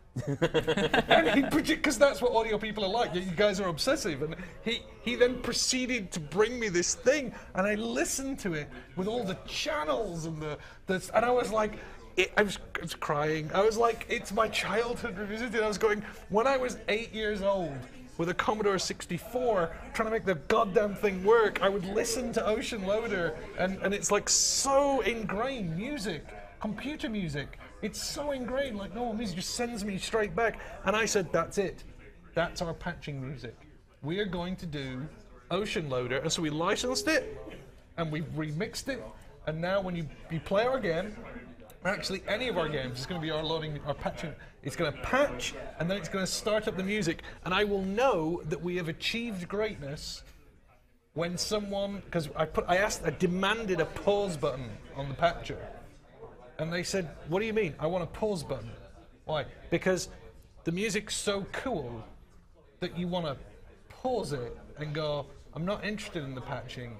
I just want to hear it do its thing." I said that because that's Wait, so pause the patch, not pause the music. Because when you were a Commodore 64 guy, you would hit the pause button just so you could hear the loader go through its 3.5-minute moment, because the game was going to load in 2 minutes. You went, no, the music's so good, I want to hear the 3.5-minute moment.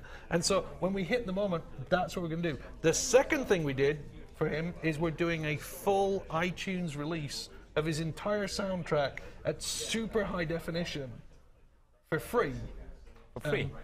Because no matter what I do, it's going to get down-resed because of the download size. Like, we're screwed. And I said, "Well, don't worry, we will definitively do a full," and he's putting it together so that you can actually download it. And what's really interesting is the response he's given to that has been tremendous. The audio guys, they're actually my favorite people. Well, Paul, you talk about this emotional response, and I think that's true for a lot of people. Like, yours is a very specific response, but I'm sure everyone has had that with a game where some music cue comes up, and it kind of makes it crazy to consider that audio or the composition of the music is so often kind of given short shrift, because so many of your best game moments, in your mind, in your memory, are defined by that musical cue, that sound, whatever it may be. It's a soundtrack to your life, Yeah. And in gaming, I believe there's a game track to your life. I believe there's like a golden period where you play games obsessively. Usually, late teens, where you play games obsessively. That game track, that golden period, I think. And so I think there's a game track to your life.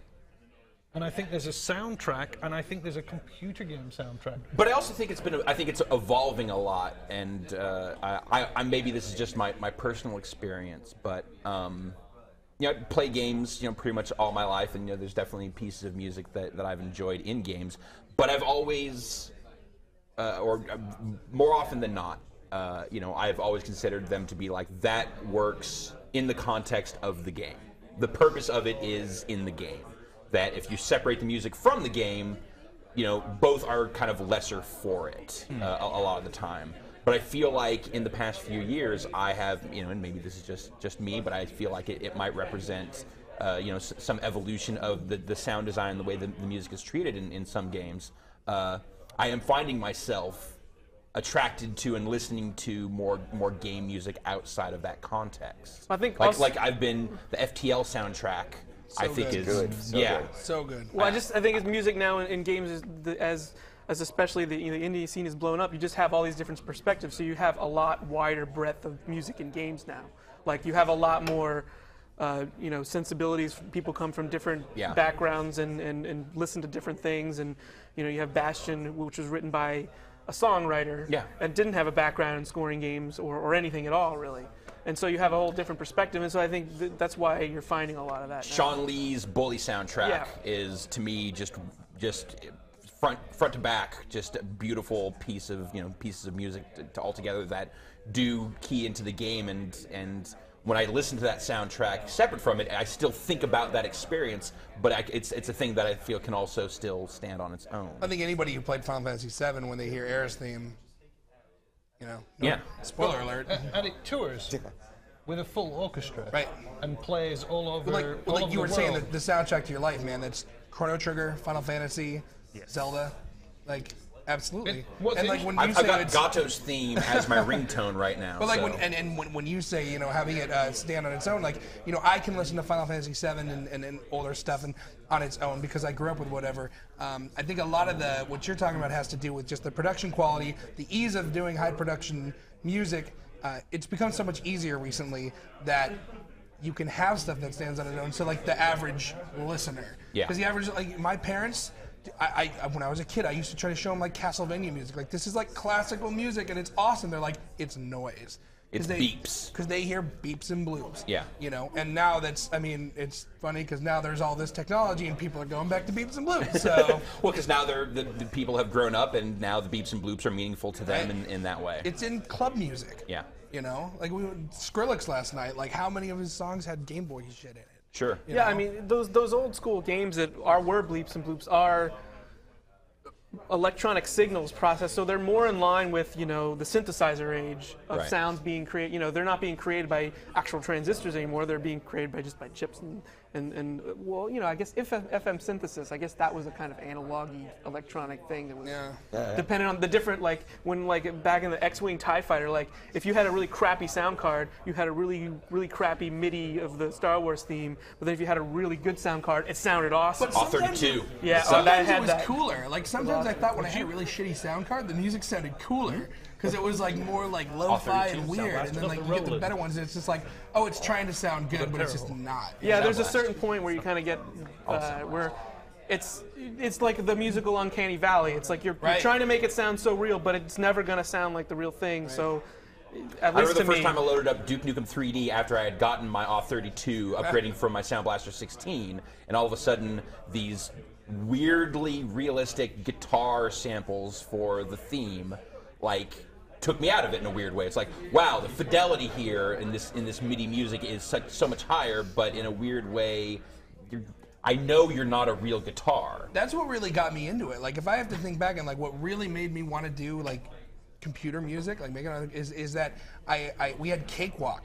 and like I would just play around with it, and like, okay, so I had some stupid folk song or something, some weird thing, and like you can change the instrument, and you can get higher quality ones, and you can do all these different things, and that's just like still what's so fascinating to me. Like even though I do it all the time, like just the idea that I can go into this sequencer, a bunch of boxes, and just put in these little notes, and then just form it into like either real sounding shit or crazy electronic shit. Like that's still fascinating to me. It's still why I do played around with like the tiniest amount of music sequencing in like the late '90s or something, and I would find immense pleasure in like setting up some sort of sequence, and then just dragging different instruments into those pieces. Like, all right, what sounds like if I put guitar sounds where I had the drums?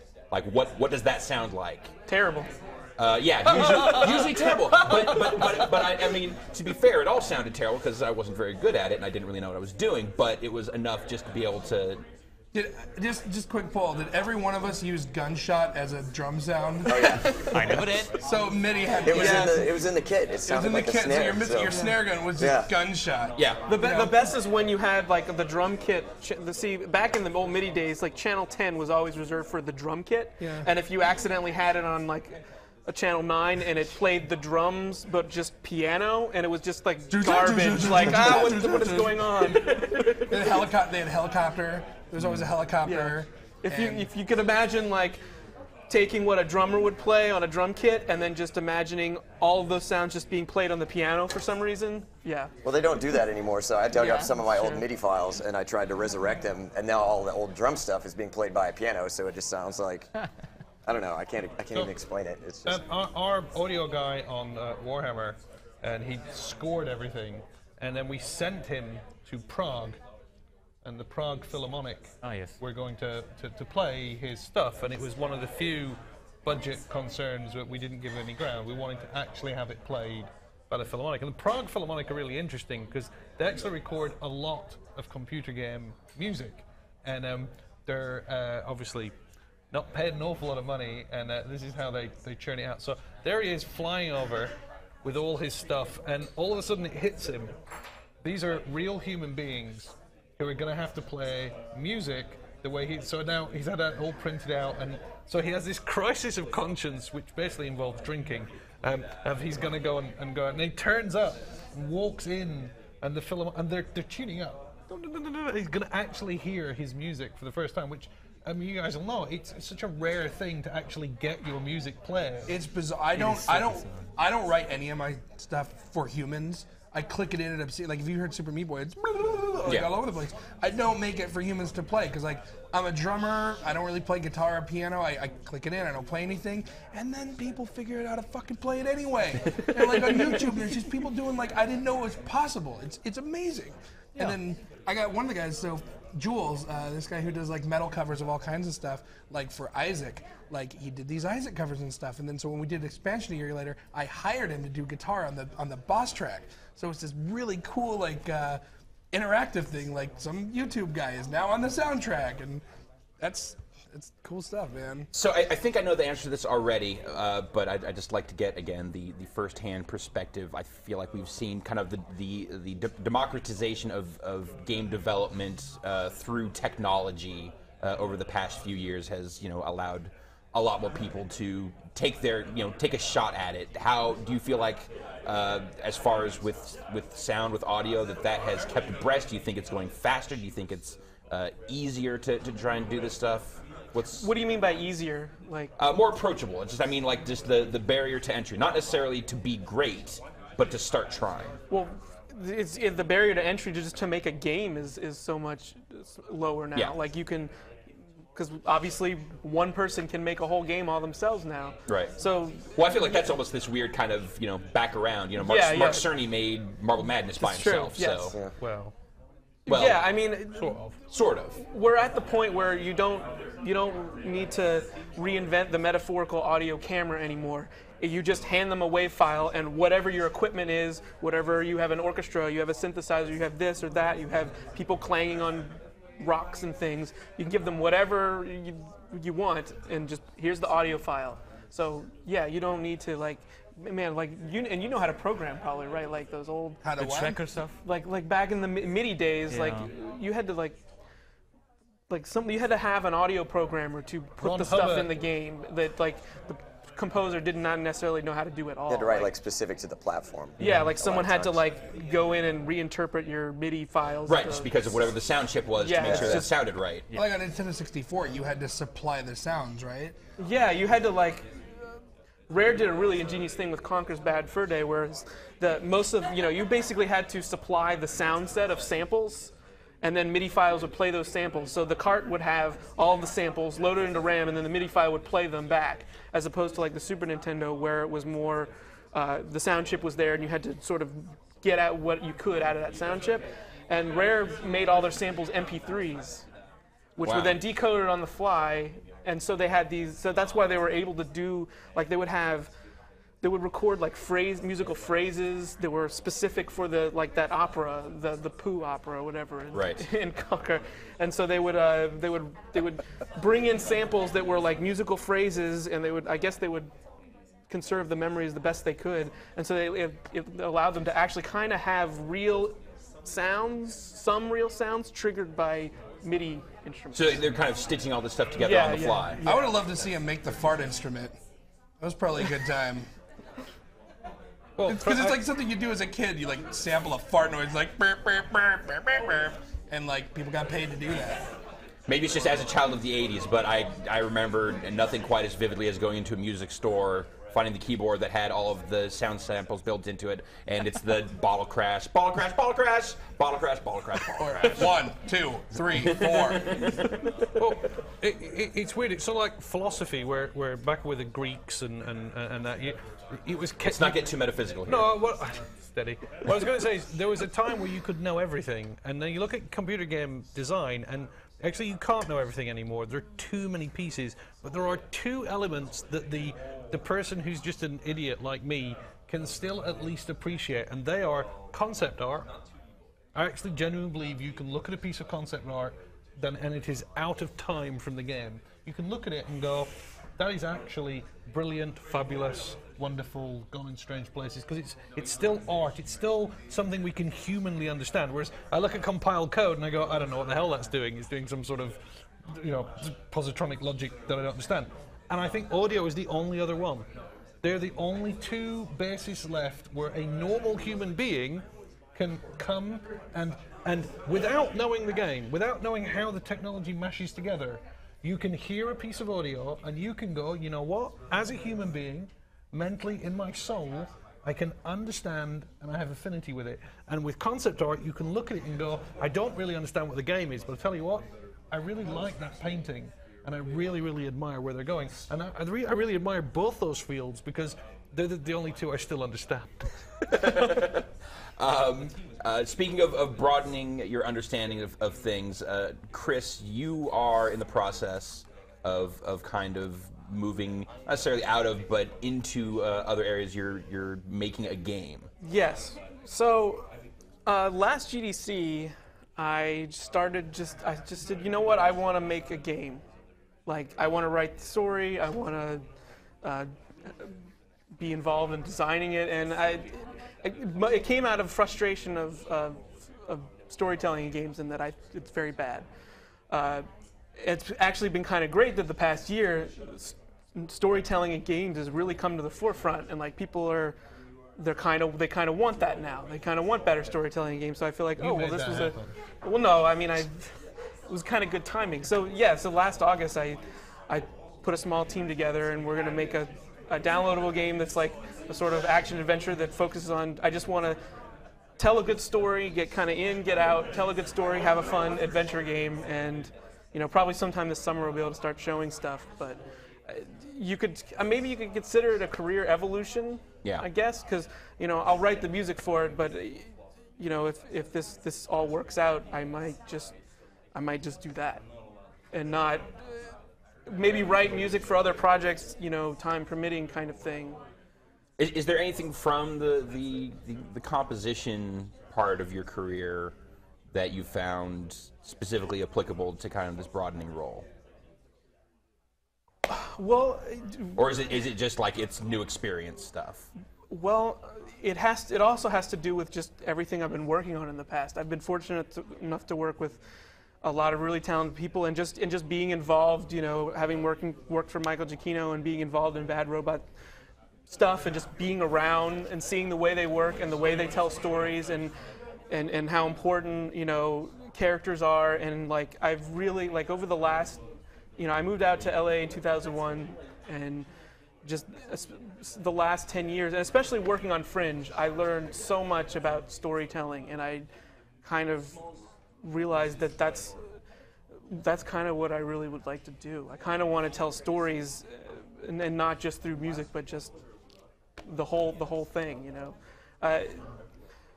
The thing, just with it's been interesting. Like, I find that to write really good music, you really got to get inside the head of the person whose vision it is. Yeah. Because, you know, you're there to serve them. You're not there to show off yourself. You're there to support their vision, and it's just been a really fun experience, just like getting really involved in that kind of stuff. And I feel like I love games, and there's so much that we still can do with storytelling in games, and so many places we can go. And I really feel like there's, you know, you have your Uncharted, which is like kind of like your big, it's almost like a big budget, like kind of popcorn adventure, and then you have your a lot of like almost like art house film kind of games, like Journey, and I feel like we're kind of gonna, I kind of want to do the kind of stuff that JJ does for movies, for games, where just very character driven, but also fun, accessible adventures to take an audience on. And I feel like that's kind of what I really want to do. I'm curious just to hear everyone's perspective on kind of just the, I guess, if it applies, the difference between the approach or just process stuff of working on something that's you know, bigger in scope and scale versus something that's smaller and more intimate, like other than just, you know, I guess the amount of time, like Danny, you said, Cannonball, that's a great example of, you know, cranking that out in one day. That's, you can't get much more simple, straightforward, and, you know, direct as far as the overall game design than Cannonball. It's tap the screen to jump, go as long as you can, and, you know, the music rides along with you. Yeah. But you know, obviously you've done bigger stuff, so I'm curious to hear how you know what that's like. Nothing bigger than Minecraft. It really, I guess it really depends on the project. Even AAA games, well, sometimes tell you just I don't know, just do whatever, I don't care. And that's basically what I do for Minecraft. But sometimes they just like give you specific like instructions for Far Cry. I guess for Far Cry 3, somebody said, do dubstep, please, do dubstep, more dubstep. Yeah. More dubstep. Not enough dubstep. That was the note. That was the constant note. Basically. More dubstep. Yeah. It's really hard to say. You worked on Black Ops 2. Yeah. Well, I mean, you obviously have more creative control over the small stuff. I mean, because it's a more intimate relationship with the people that are making the game. I didn't work for BioWare. I worked for Jack, so there was like a little bit more people involved in the like. I was last in the line of communication. I was told what to do, so I mean, you know, and that worked fine. It worked fine for that project. You know, there was the same thing with like Michael. Like I would, you know, he would like take on a project that he had connections with, and he would like write the theme and then allow me to write, explore and stuff. So I mean, that you learn so much that way too, especially when you have someone there to like critique your work who has more experience, and you learn a lot having someone there, kind of looking at what you're doing while you're doing it, and so. It just depends on the project. I personally prefer the smaller projects because I think they're more fun. Usually the developers will let you go a little bit more crazy and offer your own, you know, put a little more of yourself in it rather than, you know, like they'll share their kind of vision with you and you bounce ideas off each other. It's the craziest thing that you've managed to get into a game, as far as you know, from a musical perspective. Oh, God, you're gonna have to come back to me on that. All right. It's gonna be in the future, like the sex theme for cows in Minecraft. If you multiply them, it's gonna be a future thing. I think I made a song completely out of samples of my own voice for a game where you flick a switch up and down 10,000 times. Ooh, yeah, that one. That's pretty bold and weird. In college, I took sound bites from my music composition professor and made it into a techno song. It wasn't for a game; it was just for fun. I wrote a theme out of orchestra hits with as the lead instrument, And I try. Yeah. Do you know what an orchestra hit is? It's like if you go on and play on the keyboard in Guitar Center, it's like the entire orchestra is like boom. No, it's every instrument. Any 90s like dance club hit. Oh yeah. Okay, yeah, sure, the Mortal sure. Kombat theme from the Mortal Kombat movie. It's the kind of everybody dance. Okay. Yeah, it's terrible. Yeah. It's like the worst. Anyway, I tried. Because they sample like an orchestra, just like everybody play the same note right now, just boop, and then they just pitch it, so it's like a few notes sound like, oh, that sounds like orchestra. Then it's like beep beep beep beep. Like that doesn't sound like anything anymore. No. Yeah, I mean, it sounds like it's awesome. It's pretty obnoxious. It's not meant to be a lead instrument, and I tried to do it, and it sounded terrible. The only difference we've seen in our studio, going from like a game that takes 4 years and 500 people to a game that takes 34 people and a year, is accountability. There's much less ability to hide. Yeah. You know, your level is either crap or not, and we know your name, and we're able to point at you. But to be fair, the audio guys have been under that gun forever. Like they really it's are. A lot of pressure, man. They really are the people who are been hung out to dry for years. And even when you had a 400 people team, you still only had 2 guys in audio, and so what you've got now is parity. You've got like the audio team is about as well stocked as the design team is now. And the designers are suddenly discovering that, you know, suddenly you're accountable. So I actually quite like that as well. It means there's nowhere to hide. If you're any good, we can find out. If you're not good, we can find out. Whereas with the big projects, you're always able to like throw up pixie dust and go, oh, no one ever told me, and what could I ever do, and I was powerless.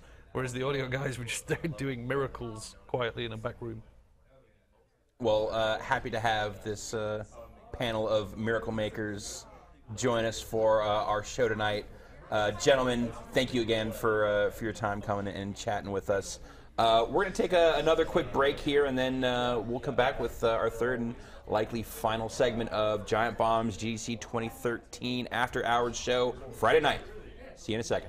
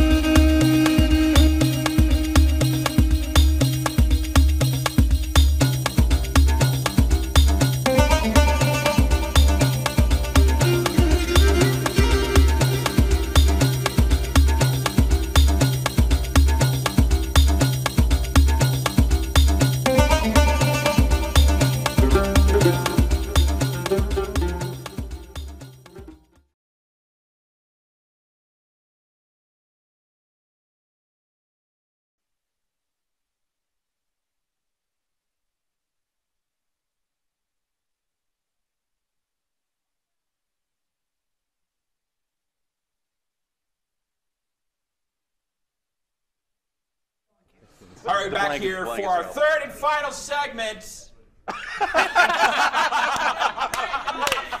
You motherfuckers! Giant Bomb GDC 2013 After Hours. We are joined here tonight by Stephanie Baer from PopCap. Community, what's your current gig there? Well, the community marketing manager for Plants vs. Zombies. Oh. Fantastic. Yeah. That's part of the title. I wish I should have it. Oh. Okay. That was nice. The harmony there was Thank you. impressive. That's You were why. practicing Yeah. this, weren't you? Yeah, that's what was going on back there. That was all that racket. Carrie Goosekos from Mythic Ryan Games. Davis can still pronounce my name better than almost anybody. Oh, thank you. Hawkra. Well, here's the thing. Okay, for last night, he never said how it was supposed to be I pronounced. know. So, Which is what put us off on edge the entire night. Yeah, like, so I'm just even gonna- when I would set up for a joke, I'm like, I'm not sure which one I'm going to say is the joke because I've forgotten if it's Hokra or Hawkra. and what are you doing at Mythic these days? Producer on Ultima Forever. Fantastic. Yeah. And I you're think you here. had Paul earlier. Yep. Paul's leaving. Kisses. Bye, Paul. Bye, Paul. Bye, Kate. I Hi, want to hear Kate. more Giordano stories. Be smart about things. I'm a producer, which means And stuff. apparently caretaker of Paul Burnett, so. You know, well, I have a story about that. We can get to that in a minute. Okay, Jeff Gersman. Let him walk out and give him another 30 seconds. Yeah, before I start telling stories. Now let me tell you about women in gaming. An expert. I got a thing or two to say about this stuff. About these skirts. Yeah, diversity with these broads. Cool, we're in the 20s. Nowhere to go but up from there. Yeah. As is usually the case. Yeah, exactly. I want to bottom out early. Just find the floor. And Nels from Clay, lead on Mark of the Ninja. Yeah. You guys just put out PC version, right? Yeah, back in October. Added. DLC's coming this summer. Okay, that was the confusion thing. There it was. I was really hoping just that stare would last Yeah. a lot longer. Like, is this announced did I yet? do? This thing I'm about to say is announced. I was racing trying to think okay, well, why did I think that just came out? What was? Yes. That More could also soon. just be bad brains. So. More soon. Excellent. And Patrick Klepek back for one more segment. There was a spot to fill. There was a spot. And So I just said. well, also I didn't get to actually talk to you too much about your the last day of your Sure. GDC experience and the continued dump truck. Did, yeah. Which it's this, again, like as I mentioned at the beginning, the full circle of GDC, by the last day, someone actually just said beep, beep to me. Yeah. Going down an escalator, so. And I've submitted it to iTunes without changing the title. Great. So we are now locked in.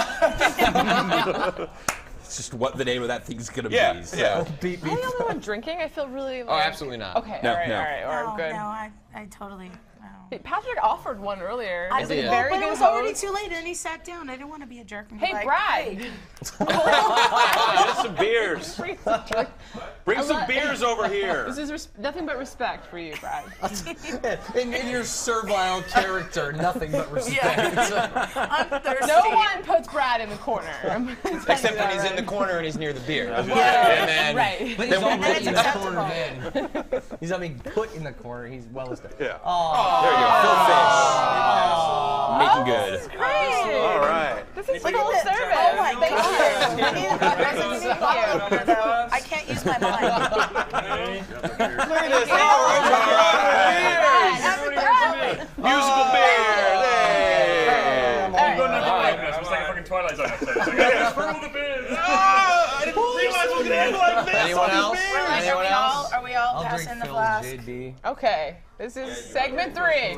Segment 3 with the flask. Thanks, Phil. Brian's If you're not sick of GDC yet, just pass that thing on down. I almost said, what the fuck, it's E3. Yeah. Right It fucking might as well be right E3. Yeah. It is. Whose flask is that? Who am I That's sharing? Phil's. Hi. How's it back there? Oh, okay. I think all right. Thank you very much. This we've just lost all control. This is Brian, get it back. Yep. I know. Come on, get it back. Welcome to a Control. website. It's gone. Anyone got an opener for I'm these saying things, or- with that gesture right there, we just solved sexism in games. I think. Yeah. Just all those dudes. We have to yell at Brad again and get I the like opener how over I it's here. think, taunting. Oliver. We need the opening you have in your hands. The opener. Opener. It's on the For beers. table. Oh my God! Oh, yeah, I was you got wondering that. why you look so familiar. We got drunk in London. Now I can't have it. Well, now you know how it feels. You can have this. No, I can have it, but without an opener. Just crack it with your teeth. Well, that's why. Like, we could like hold it and look cool and be like, I could drink this. Do we need to open it? Oh, yeah. I come equipped with these things. This is my. I'm sorry. I'm really see, sorry. I'm a liberated woman. I can go ahead and open my own. I'm sorry. Hey, Ollie, I met you in London. All right, Carrie, you have to stop talking to people that aren't on the microphone. Ollie, don't talk to Carrie. You went Just trying to throw you out there. You know what? See, I told you, you lost control. Welcome. Thank you. This is truly an interview dump truck. I've never. Emphasis on the I wasn't even supposed to be here today, so I'm never getting invited back. Sorry. All right, we're done. So, women in gaming. Oh God, no. Let's go right into it. I kind of Now wanted they're to. gonna drink. Yeah. I mean, what do you want? I spent. I mean, so we touched on some in that first segment. I think Paul made the very keen observation that it was a panel of straight white dudes talking about this idea of diversity in gaming, which I think is something that's going to happen. We've talked about. There seems to be the sense that the diversity is broadening. You saw it at GDC this year. Steph, you were saying before we came back here. I was so excited. This year is the first time I've gone into the ladies' room at GDC, and there was a line, and I was like, "Right on, sister! Right on, sisters! You're all peeing too! Yes! Women all together!" And I was like, I was really excited. Like, I mean, my friends, I saw at least 4 of my friends that had posted as well on Facebook. Dude, there was a line at the ladies' room. Like, that is a big deal to us. The thing, though, is that it was actually a line to get a photo with Ryan. He was in the big stall in the back. Yeah. All of the women at GDC. Well, they didn't know it was to get a photo with me. Oh, that was even better. Like, they opened the door and you're like, surprise! And they'd be like, You wanted the bottom, you got it. Yeah, you found it. Absolutely. Well, what I was going to say is, like, I feel like there's that sense, but That is horrible.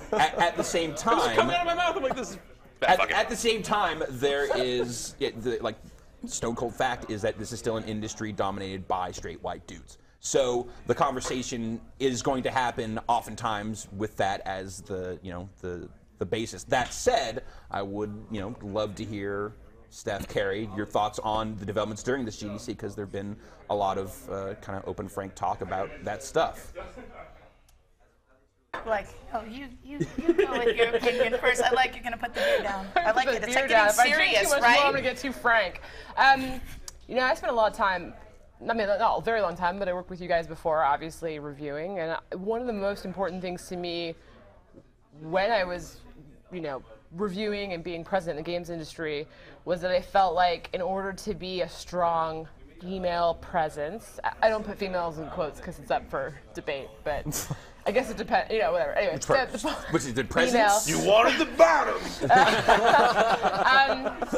But what's for me now is talk about it, because it's like, I just this is just falling off the goddamn rails. Oh my God. We wanted the bottom. You wanted the bottom! Oh, come on. There's not going to be an IGN by E3 2013? What? I'm not here. I know, we're like, I don't know. I'm not a Should have just ended after the last segment. The music guys were really Did you nice. like my shoes? Let's talk about my shoes. They are very nice shoes. Yes, They're very nice shoes. All men love So anyway, my shoes. I don't know what the big deal is, man. Yeah. I don't know what it is. Like, Okay. I just want to, like, I don't know what the deal is. Okay. Get over it. Everyone, get over it. I've been doing this for 13 years. Yeah. Like, I've never felt, like, sure, yeah, booth babes, whatever. Like, really? Is that is your own concept of your femininity so, fragile as to be like, I am offended by I've seen half-naked men, I've seen half-naked women. I remember when Vin Diesel showed up at E3, and I've never seen so many women in one place in my entire life, because they came out of the woodwork. It was everywhere, and it was like, man, there are a whole lot of effing women that work in the games industry. Who needs a thing? Yeah. Who needs a thing? Oh. It's open. What's happening? That was bad throw. That's my fault. there were a ton of women in the games industry, and I know it because they all showed up at Vin Diesel's Chronicles of Riddick talk, 5 years ago, whatever, 6 years ago. So, yeah, I don't feel it. I don't feel it at all. From your perspective, it's been there. It's been. I've never felt. I worked with you guys for however many years. I never felt anything but like one of the gang. Yeah. Ever. Well, but I think that's kind of the thing. Like, I've had a lot of friends of mine that have had really terrible, awful things happen to them where they've been harassed, right? Sure, like actual sexual. I mean, like let me say one thing. I'm gonna be very clear. That's actual sexual harassment is not. I mean, obviously, it's also every individual's personal reaction to it. That's mine. I'm not going to force mine upon anybody else. But like I do, like you said, there are people who have had really, really terrible experiences. There's been a lot of articles in the last year about like really awful, terrible experiences, and I'm like, like when did this stop being about making video games and started being about like terrible experiences? And well, and I think that's why they tried to have at least some of those groups where it's like, let's at least be a bit more positive about things, and it's not necessarily let's just focus on like, God, all these terrible things have happened, and I know, and it's weird for me too because I've always kind of felt like I'm like a dude anyway, right? And I've worked in these studios where it's predominantly guys. Like, I mean, at Neversoft, our servers are all named after porn stars. Like, that was just like a normal thing, and I'm like, okay, and I'm like, I guess it didn't bother me. No, I'm listening. But I'm like, but I guess it didn't bother me because then I was like, oh, I know that one. Like, it was always like, whatever. But were the servers sexist? Like, was there a Rocco Siffredi server? Right, or a Peter North server. Wait. No, let's not admit. So but that's the thing is that it was just dudes, and that's, I don't know, like it doesn't always bother me, but I admit that I get a little sad, I guess, when I go to like E3, and I was telling Gary about this before, that last year's E3, like I seriously got called a dude a couple of times, like, excuse me, sir, and I was like, wait, I don't me? understand that. Yeah, and I was like, I know that. See, that's just more drinking. I know. Look, we're going lower, but I had that happen, and I thought. But really? I think, honestly, this is what is happening right here is to me maybe the most important part. But that's because of my perspective on things. No, this is my perspective on things, which is that like everyone needs the right to act like fucking idiots. Right. Like I think that's like kind of this weird part of sexism. As long as that's not infringing on anyone else's right to act like an idiot. Yeah, yes. whether it's acting like an idiot or otherwise. That's absolutely key. But I'm an equal opportunity idiot. But I like to think so. I'd be the last to know if I wasn't though, right? I guess so. A little behind the curtain. I don't know. Do you read the comments on the forums? Oh God. What forums? I'm just saying. All of them. Like on all the forums. Yeah. You'd be the first to know if you read the comments on the forums. That's actually we were just talking about this. Like this isn't even unique to games, right? Yeah. But what's interesting is. I'm an extrovert, so I'm an externally validated creature, right? So I try not to read comments, but I do, and there've been a lot of tough ones over the years. I've always been a little bit of a weight problem, so I've always kind of been like, ugh. And what we were talking about was that with women, the only thing I've noticed that's sort of unique is that the first thing to get attacked is your appearance. Looks. Your appearance. Yeah. So it's like, you're heavy, you're ugly. I got called the Sarah Palin of Warhammer. I'm not wearing my glasses right now, but that's it's pretty tough. Yeah, there we go. Do I look like Sarah Palin? Sarah Palin, not necessarily like unattractive. I just want to put that out there. Like it's not. I know something for everyone. I'm not sitting here saying that she's like. So anyway, that was the one thing. But you know what? Like confirm, Jeff. We all just let Jeff hang to dry. I'm not. But that's not unique to gaming, right? That's not unique to gaming at all. That's just the internet. Sure. And you just gotta get a tough skin and get the hell over it. Yeah. Which is what I've done over the years. So please don't. Please.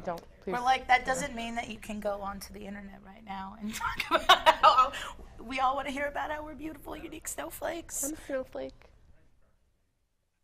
Ryan, go. Call us snowflakes. No.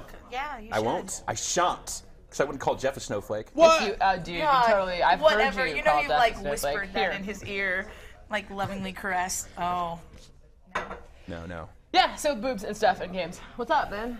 How's your GDC? Boobs and stuff in games pretty much explains my entire GDC. Right. Yeah. No, I don't know. I went into it super tired from PAX, so it was just been sort of a train wreck like the last week. Nels gave a talk this morning. Oh, yeah. On what? Not false. I talked about Mark of the Ninja and how I've heard of that. Yeah, it's a video game. Yes. Yeah. Okay. Hey, that's cool. Yeah, I kind of talked about how it doesn't really resemble a stealth game in a lot of terms of like the normal tropes, but because the core essence of it is still about the things that stealth games are actually about, it still totally is and feels like, and that's what people reacted to, and thus. Wait, that was like the subject of your talk. That was the talk, and then kind of very specific talk. Well, so because most people aren't making 2D stealth games, obviously. Not yet. Not They yet. will be. I doubt it. More broadly, like if you're operating within a genre that's kind of well understood, that's actually an important thing to do. But what's more important is to figure out how to actually innovate and do new things within that particular style. And the way you do that, I think, is you figure out like what the core of that genre is actually about, and then you're free to kind of throw away all the rest of the conventions and tropes and normal bullshit, right? You can actually do something different and interesting. That was kind of what I was like, hey, this is a thing we kind of learned, and maybe if other people did that, that would be awesome. Yeah. Not that they don't, but. What was your point of reference going into Mark of the Ninja? Because your point is well understood that there's not a lot of games like that specifically. Right. Yeah. And you say Thief, but that is a 3D, three-dimensional game. So yeah, kind of the point was like, what is Thief actually, and stealth games broadly, it's like, what are they actually about? What is it about? And they're about... What's it all about, Nils? Oh my God! They're about intentional play and player-centric systems, right? And Harvey Smith and Ralph Colantonio also totally talked about this in the context of Dishonored on Wednesday. Yeah. That was really good, where it's all about, like, providing people like a high degree of agency with like a broad suite of things they can do, and they can approach it however they see fit, and that's kind of really what those games are about. So it's like, oh, okay, well, with Ninja, we tried to manifest that, but we did it in a lot of ways that are kind of contradictory to how stealth games have done it. So your feeling then is, tell me if I'm wrong and misinterpreting this, but that the stealth element is simply a restriction to demand players to kind of like create the necessity or at least the opportunity to use these different abilities. Because otherwise, it's like if you look at a non-stealth game, a straightforward game where it's like the action is very direct. You're Mario, you're running forward, you're stomping on stuff, you're breaking blocks. Call of Duty, you're running forward, you're shooting dudes. Yeah. So I think it's not restriction. I think it is more about opportunity, right? Because this is something that I think it's more about function following out of form. But because in a stealth game, the world fundamentally doesn't know where you are most of the time because you're hidden, right? So it sort of has to exist separate from the player character, which means it has to have its own complicated set of systems and rules that exist separately from you, and thus now you can do stuff to learn how to manipulate those things and change them and make them do what you want to do. And that kind of gave rise to, oh, okay, well, these things can actually be about, like, cause and effect, right? Like in some ways, stealth games kind of more resemble strategy games than most other, like, character-based action-adventure games because it's all about cause and effect and planning, right? It's like, I want Z to happen, so I need to do X to this thing and Y to that thing, and then, okay, now I have the opportunity to do this other thing. But isn't that kind of like, isn't it better to create this play space and then, like, without the outcome, the desired outcome, and isn't that Rafe Koster's kind of theory of fun, right? Is that people always trying to find the kind of the minimum viable path to get to the outcome, right? So if you create too many rules to kind of force an outcome on players, you're losing some aspect of that. And I think Ninja does that very well. I think there is like we are not telling you what the outcome is, and we're letting you kind of figure out your ideal play space. Yeah, totally. That's exactly what I talked about, right? Where it's just like, here, you got a bunch of stuff you can do, come at it however you see fit, and then you kind of naturally get this ballast where people will gravitate toward a thing they think is interesting, and they're able, they feel more free to kind of poke and prod at this whole complicated thing in a way that they just personally find interesting or expressive or engaging or whatever. Did you find that people playing the game, I don't know how much research you have on people that have played through the game. Sure. But Jeff, you and I have worked together for way too long, because that was literally the exact question I was just about to ask. Yeah. Do you feel that people are trying all the different things over the course of one playthrough, or do you think they stumble onto the thing that they feel works and then try to apply that mentality to every single scenario in the game? That's a good question. Certainly we don't have any post hoc data about that.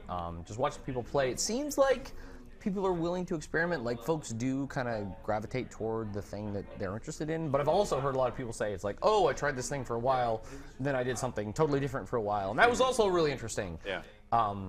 Yeah. So I don't really know. I mean, it sounds like with the special edition that you guys putting on the summer, you're adding some new items that actually try and encourage people to have the more middle of the road play style. Right. You have like the very action oriented, like Ninja lets you fight all the dudes if you want, or you have the very stealth oriented, and it's, you know, talking to you, it made it sound like a lot of people kind of stuck with one end or the other, Right. and then experimented within those two extremes. Yeah. And the new items you guys are introducing are like, hey, maybe coming toward the middle, like get in a fight, but then Right. also escape from it a little bit. Yeah, that's kind of it. Like, I think, in general, I think these types of games tend to have a lot of, I mean, replayability is a weird word, but whatever, it's fine. They tend to have a lot of replayability because there is so much breadth of expressiveness. You can be like, I did this thing over here, and then I did it over here, and it was actually totally different and equally interesting. That's kind of what I hope people will take away from the special edition, where it's like, oh, if you played it through the first time and you were like totally ghosting and being sneaky, hey, there's actually this whole other stuff you can do, and also there's all this crazy commentary. That's interesting as well. Like, I totally did that with Dishonored, right? Like, I did it once through, and I murdered some dudes, but not really, and then I went through another time. It's like completely ghost. Have you had your low chaos, high chaos? Yeah. Yeah. So can I ask you a question about giving a GDC talk? Because I'm like, what was your experience? I mean, I've given some talks before, actually, kind of more in more safe environments, like within EA or things like that. So I'm just interested, like, what was your expectation? What did you feel like? Did you feel like you had to be like puff yourself up and be like, our game is awesome because it's also a little bit of a sales pitch? Or I mean, how No, did it? I didn't think about that at all. No. Oh God, no. Wait, are you a producer? I would, what? Are you a producer? No, I'm a game designer. We don't have producers. All right, that's what I was gonna say. I was gonna say. I was Producers like, just look at spreadsheets all day and say, this game's the best, right? Is that all? That hit home. The weak spot. That's way too accurate. I gotta ask though, okay, because I was actually a speaker last year, and I don't even remember anything that I said. I like remember my slides, I remembered the things that I rehearsed, and then I just did it, and I'm like, and then afterwards I was like, don't remember it at all. So I'm like, do you feel like you remembered, or did you just kind of? It was like, I mean, I'd done it enough beforehand, like I was kind of able to just autopilot it and just go, because it's a big room and the lights are really bright, and you're like, oh, I hope this isn't stupid bullshit. Because it probably is. Or if it is, you just need to sound convincing, right? So Even if it's stupid bullshit. Producers? Who does your spreadsheets? Who gets out there and says this game? PowerPoint. Who does your PowerPoint presentations? I'm very confused. He came out to demo the game for us himself before it was released. They didn't have minions to send out to do that sort of I don't stuff. understand. Yeah. This is how small companies operate. Dude, last GDC, our like demo for Ninja was like 30 people crammed in a hotel room with like the thing hooked up via fucking like VGA to the TV, so it's all low res and shitty. We're just like, oh, it looks good. Hi, thanks for coming. I mean, the depressing thing was I just spent 2 days crammed in a tiny hotel room demoing my game, so it's not much different experience. And she demoed it for me, and we played Dude, so multiplayer, and I got a yeah. higher score than she did at her own game. So. This is the worst game ever. So, But that just means she's gotten to be a really good producer because she's letting the press win. Yeah, totally. Which is the most disheartening part about this. So they stuck me like in a corner, like, here's your game, and Paul was on earlier. I work on Ultima Forever, and sitting there, and so it's this like moment of you're sitting in the corner, and PR is watching you like hawks, and people sit down in front of you, and it literally the first day it took me 3 hours to eat a sandwich because I would like take a bite, and then someone would sit down and put the sandwich away, and then I'd do the thing for half an hour, and then they'd get up, and I'd be like, all right, and then I'd take another bite, And so finally Jeff sat down, and I was like, so, are you familiar with Ultima? And then I was like, oh my god, I hate my life. Like, you just get into that autopilot pattern? And you're like, I can't pitch to my friends, you know what I'm saying? Like, there is a moment, and then it's like, you know what, just play the game, man. Like, and that's I'm actually... eat this sandwich. Yeah, what's up? Because I'm empowered as a woman. Bringing it back. Yeah, I don't know. And so,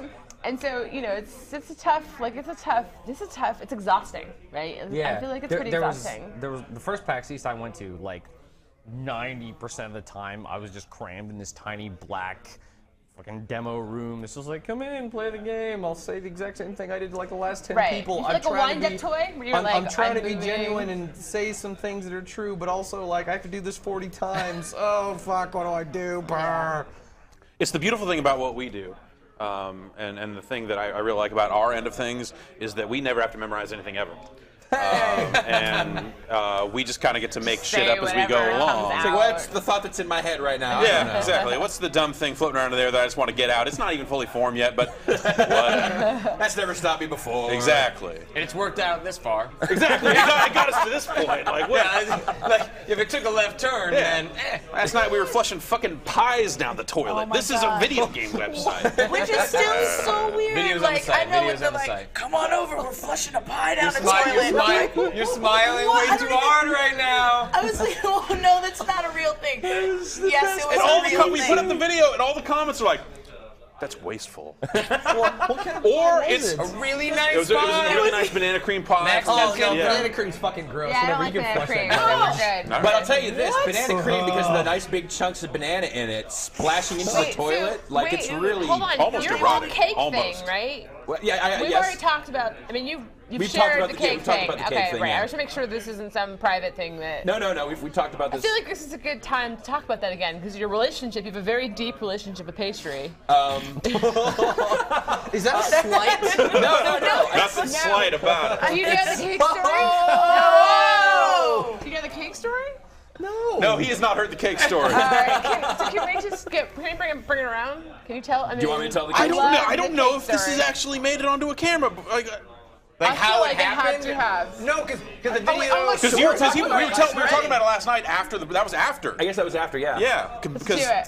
So Can we okay, do so it? this is Are this you- is maybe I the mean- precursor. Yeah, this is fine. This is precursor to the Great I guess story. the pie events last night of just part of it I think comes from just destroying pastry. What was this just? Some people just want to watch the world burn. Exactly. Like, have you ever just looked at a big sheet cake and just want to like mash your hands into it and just like squeeze it and just have that tactile You don't do experience? that Hands or. Well, so I had heard of people sitting on cakes. There was a woman that was part of her show. It was like a burlesque yeah, show, there was a weird right? burlesque show in San Francisco in the early aughts or something Putting like that down in mental memory. And part of it was that she would sit on a cake, which I thought was hilarious. I think it's a specific and weird gesture that I think is really funny. It says a lot, you know. Yeah, it's the world. And then I was also thinking Man, I really wonder what that would feel like. I imagine that's a unique, specific Like sensation. mud between the toes. Sure. Ass on cake. So, God bless my now fiance, then girlfriend, for my birthday. Living in San Francisco, she bought just a beautiful. She went to this Russian bakery. Bought this really beautiful layer cake, like chocolate buttercream frosting on it. Buttercream. And then butter. Oh, Jesus. And it was. I saw the picture. You saw the aftermath. Yeah, it's a good way to describe it. She set up in the bedroom. She set up like a chair with like a tarp over it. Keep going. I was gonna say, You know what the craziest part about this story is? It's the part where you say, in the bedroom. That's the part. That's the part where it's like, Now it's getting weird. Yeah. Like it was just like in the kitchen, like real clinical, like, we were in the garage where it'd be easy to clean up. Or on the driveway. I lived in We an got apartment. neighbors. Yeah. Bye, Mel. Come back.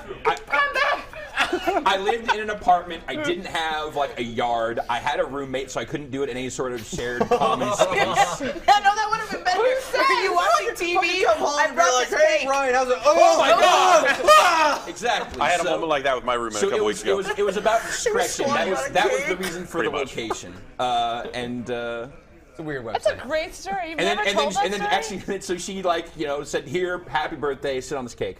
That's amazing. That's love, man. Well, That and is then- love. Maybe this is the weird part, and I'm not sure how to. Okay, how to great. interpret Maybe this is She the weird left. She left the room.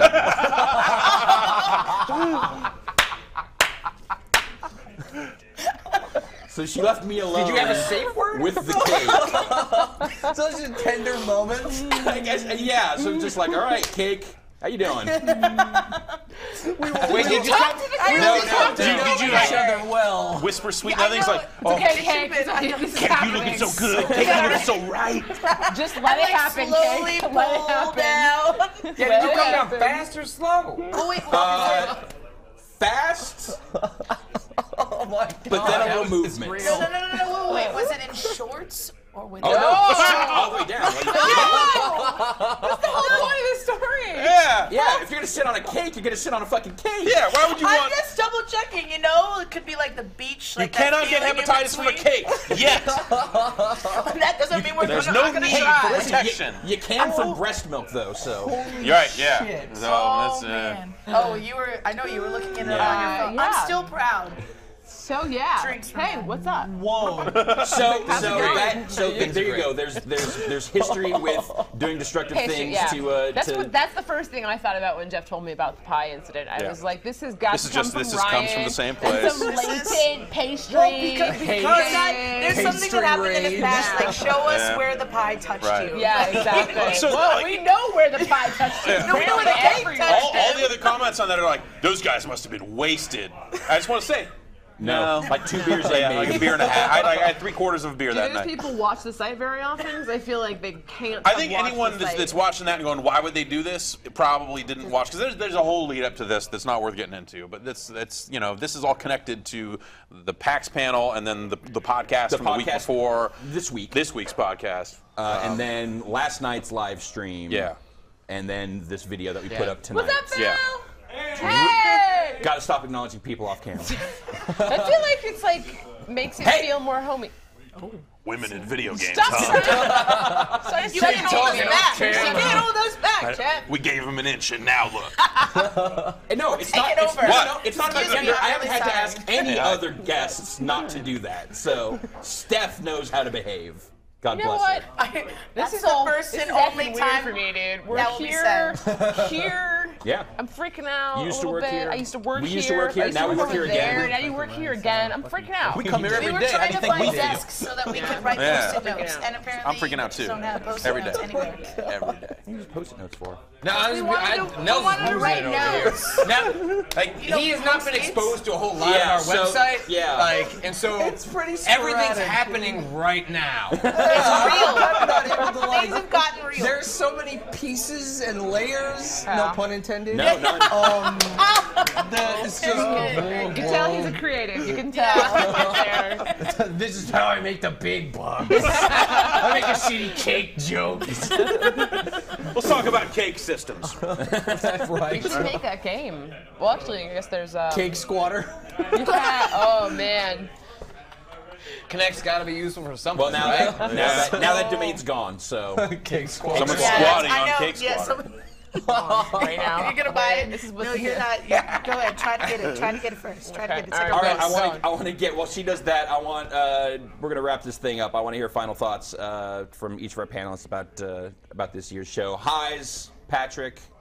It was really nice, like coming up, like Interview Dump Truck doesn't make me laugh as much now that I say it now, but like the Still makes me laugh. the concept behind it of like running into interesting people, being like, hey, let's just chat, let's put that up raw for people on the site, give them like a sense of what it's really like to be at these shows for myself. Putting that on the site and like people responding to it so positively has been like really nice, feels like a more effective use of my time, and then has given me the additional benefit of like spending a lot of my time going to panels, getting educated on how game design works, because I feel like that benefits me in the long term, where it informs my writing, which then informs the readers. So it's been I thought you meant benefit you in the long term, like when all this shit goes away, we have to go make games for a living.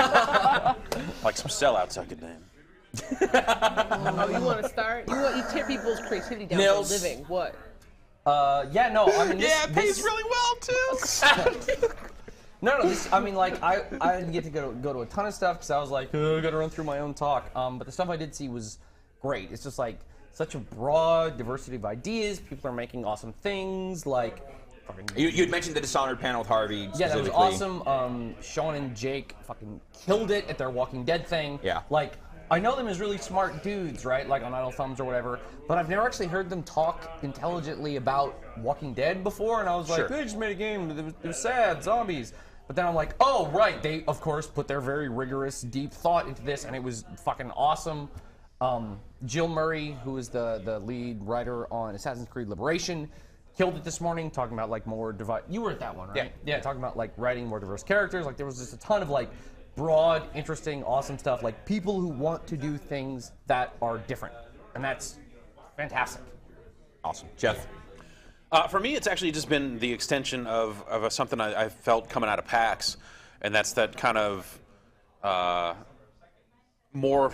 lot more smaller games getting more attention and stuff like that. I mean, GDC is always great for the IGF and just being able to see, that stuff kind of continuing on, and just having a lot of chats with developers kind of about where things are going. With a lot of the consoles, console news coming out or console rumors swirling around and stuff like that. Just being able to kind of get the lay of the land where people's heads are at in terms of just like, oh well, Sony's doing this and Microsoft is doing this and here, how's Nintendo with independent developers? There's an Ouya thing. Yeah, all this Ouya stuff, and is that going to matter? Like maybe not. Or how does it fit in with the plans you're already doing? Right. Yeah. And that's been really exciting, because it's only going to be a few months now before the pendulum swings back the other way, and you've got the huge E3 press conferences, you've got all this console stuff, and Call of Duty and Battlefield. The money is going to flow from the big publishers and the hardware manufacturers again in a way that it has not in a long time. Yeah, to start to make that stuff spin up and start happening. So it's been great to get this lull right now of that stuff, because we get that stuff every goddamn day. And really just being able to see a real spotlight being shown upon Dave Lang. Upon Dave Lang. I mean, but to be fair, like the fact that coming out of PAX East, Dive Kick was like the game of the show. I feel like that and Transistor and Transistor, but like Soda Drinker Pro. But like but like at that show there was Assassin's Creed 4. Like there were all these really huge games. But no one was talking about the theater demos for Ubisoft's game. Exactly. No one was like, I spent some time at the Microsoft booth. They were really killing it. Right. Like, no, they just had a booth because they felt they had to, but they don't have any new games. Like all that stuff is shipped, right? Because everything else is like, oh, well, Durango stuff's over here. We can't really talk about it yet. Yeah. So like from that perspective, like PAX was a boring show if you were going in looking for big publisher stuff. And I think GDC was similar. You saw some hints here and there. Kojima did his stuff, and there's that sort of stuff. But seeing these smaller games. They're not even small. Not even small. That comes across as like this derogatory term. I mean small compared to the fucking $300 million in marketing and all that other stuff. But yeah, like Cart Life winning IGF, you got Journey winning the proper awards. Where like when like all of them. Yeah, but that used to be like this weird like cognitive dissonance like split in those two awards. It's like, oh, these are the tiny games, and then here are all the big proper games like that you're gonna graduate to someday. Yeah. And instead, it was like, there were great games that came out that were from AAA, like XCOM, Dishonored, like games I spent a ton of time with, loved. But the ones that really resonated were these smaller, intimate experiences from small teams, and like that's a really important moment for the industry. Like it seems like we're finally striking a balance, and that to me is the important thing, and that's the thing I hope isn't lost when these consoles start coming out, and all the big publishers kind of get back in the game. Like I hope that it doesn't totally overshadow that stuff, because I think that this industry is big enough, but also it really does need both. Yeah. That mid-tier publisher is gone. THQs, the Midways of the world. You're never going to see a game like Stranglehold again unless someone fucked up and blew their budget in an improper way or something like that. So to see kind of the small budget games, the huge budget games, like we need both for this to work. So it's been exciting to see the small stuff kind of keep growing. Carrie? What is the question? Yeah, I forget.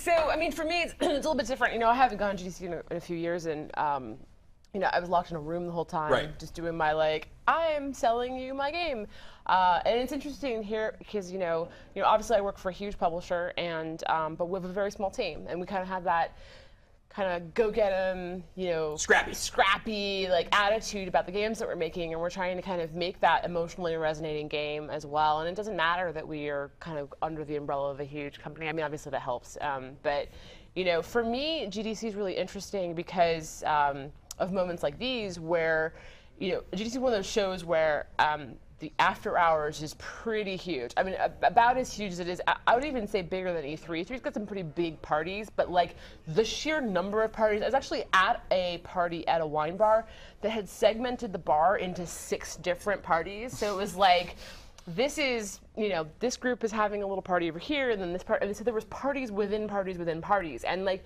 that's not to say that this is only about getting boozy and doing whatever. It's about the fact that you find other developers and you talk to them, and as much as it is about going and listening to panels and seeing all that, which I didn't get to see and I'll have to go download later, but the part where I sit down with developers and talk to them about their experiences, and we have a beer and we talk about what it is to make video games. I mean, I feel like that actually, there's a really human element to that, and there's a little bit of venting and a little bit of. Well, because like you said, you have your scrappy little team, and the perspective that I see and that I hear people get really excited about at GDC is that it's easy to get very isolated. It's very easy to just be in your bubble and not have any idea how they're doing it over here. Yeah. What's your process? What are you being inspired absolutely. by, and be able to talk to people and get, maybe a new spark out of that. It seems like a lot of people, or even just to be like, oh my God, I loved your game. How did you do this? They like it was, this Why thing do blew you my think I mind. keep waving at Phil Fish?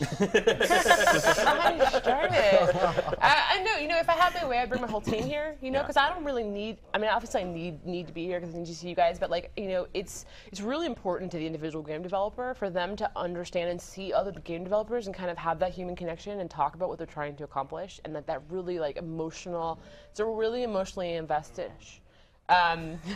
invested, work really hard, and to be able to sit down and just look in the eyes of someone else who's doing exactly what they're doing and working just as hard as they're doing, whether it's a huge team, small team, whatever. I think it's really important, and I think that's what GDC brings for us who do this all the time. Yeah. Steph? I would have to say, okay, so after coming back from PAX as well, and getting to have some really, really fantastic interactions with fans, so much so that I got different letters from them that wanted to thank us for having such a good time in our booth, which still blew me away, always blows me away. After I come back from PAX, it's amazing because it reminds me why I love my job and why I love community so much. You'll have no more feel-good event than PAX. Yeah, we get that too. We always come back from PAX re-energized, even exhausted, but still feeling like yes, people. We get to see the people, get to see their excitement about what it is that we do and about games in general. It's we feed off of that, absolutely. Yeah, and then coming here and being able to go to amazing talks and hearing people that are just as passionate that work together in the same industry. The last talk that I went to, and I know that you were at it, Patrick, was the Papa and Yo. Yeah, definitely wanted to do that. I cried. I sat when he started talking about, talking to my wife and telling her, it's so important that you open up, and I was like, oh man, I'm gonna start to get teary because his voice was cracking, and I'm like, and I was trying to keep it together, and I went up to him after, and I'm like, I think by far the greatest thing that he had said, and I kept tweeting about it, and I saw him later, and I said, I'm still talking about it, was that he was like, letting go of someone you love is way more intense than any boss battle that I could ever have created. And I was like, holy shit, right? And I'm like, man, that is something that I'm going to continually think about, and that's what GDC gives me, is that it gives me all of these ideas, and I get the chance, I get so focused on doing the marketing and doing social media and doing these things and interacting, and I get the chance to talk to all these other devs and get all these other perspectives, and it makes me so excited for this industry that how sad is this? I got a fortune the last night of PAX, and it amused me so much. I was sitting around a table, and I feel like it's about community, it's about all of this. Sitting around a table with people that ordered Chinese food, and they had convinced this restaurant, because everything in Boston closes at 11. Fuck's that. So they convinced them to send all this food, and they were there in the lobby of the West End, and they started grabbing people, and were like, come sit, you look like you're hungry, you should come and eat with us. And I opened my fortune cookie, and my fortune says, you never know who you touch. And I was like, wow, that's really dirty and really awesome all at the same time. And I was like, that is how I feel. It's how I feel about community. It's how I know that the game devs, the fact that I cried in a GDC talk and I'd never thought that would ever happen. But it's amazing. It always makes me feel so energized. And now I'm going to go to E3, and even though it's like there's things that I know that are there, I still get super pumped about everything. Like I get, because everybody's been working so hard, and you can see that when they get to announce and they do this stuff, and I'm like, yes, and then I read comments and I'm like, no, because then they get like, they try to crush your dreams, and you're like, no, but I'm still really excited, and it reminds me how much I love this industry. And then I got to see.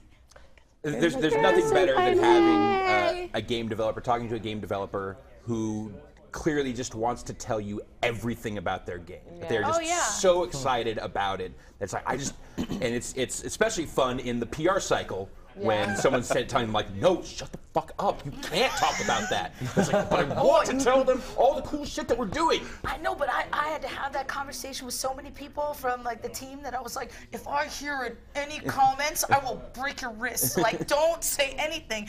And it's hard for me too, because I want to do the same thing. Yeah. Like, I want to tell everybody, and I just get so excited, and then I start to get all like mushy. Like, I'm all hurt for all the people that I'd say it's been a very emotional GDC in general. So let's end it on that note. That's a very nice sentiment to end it on. I was like, I don't want to, No, see, this is why you're supposed to have the ladies, because we bring the emotion. We were so good. We were so close there.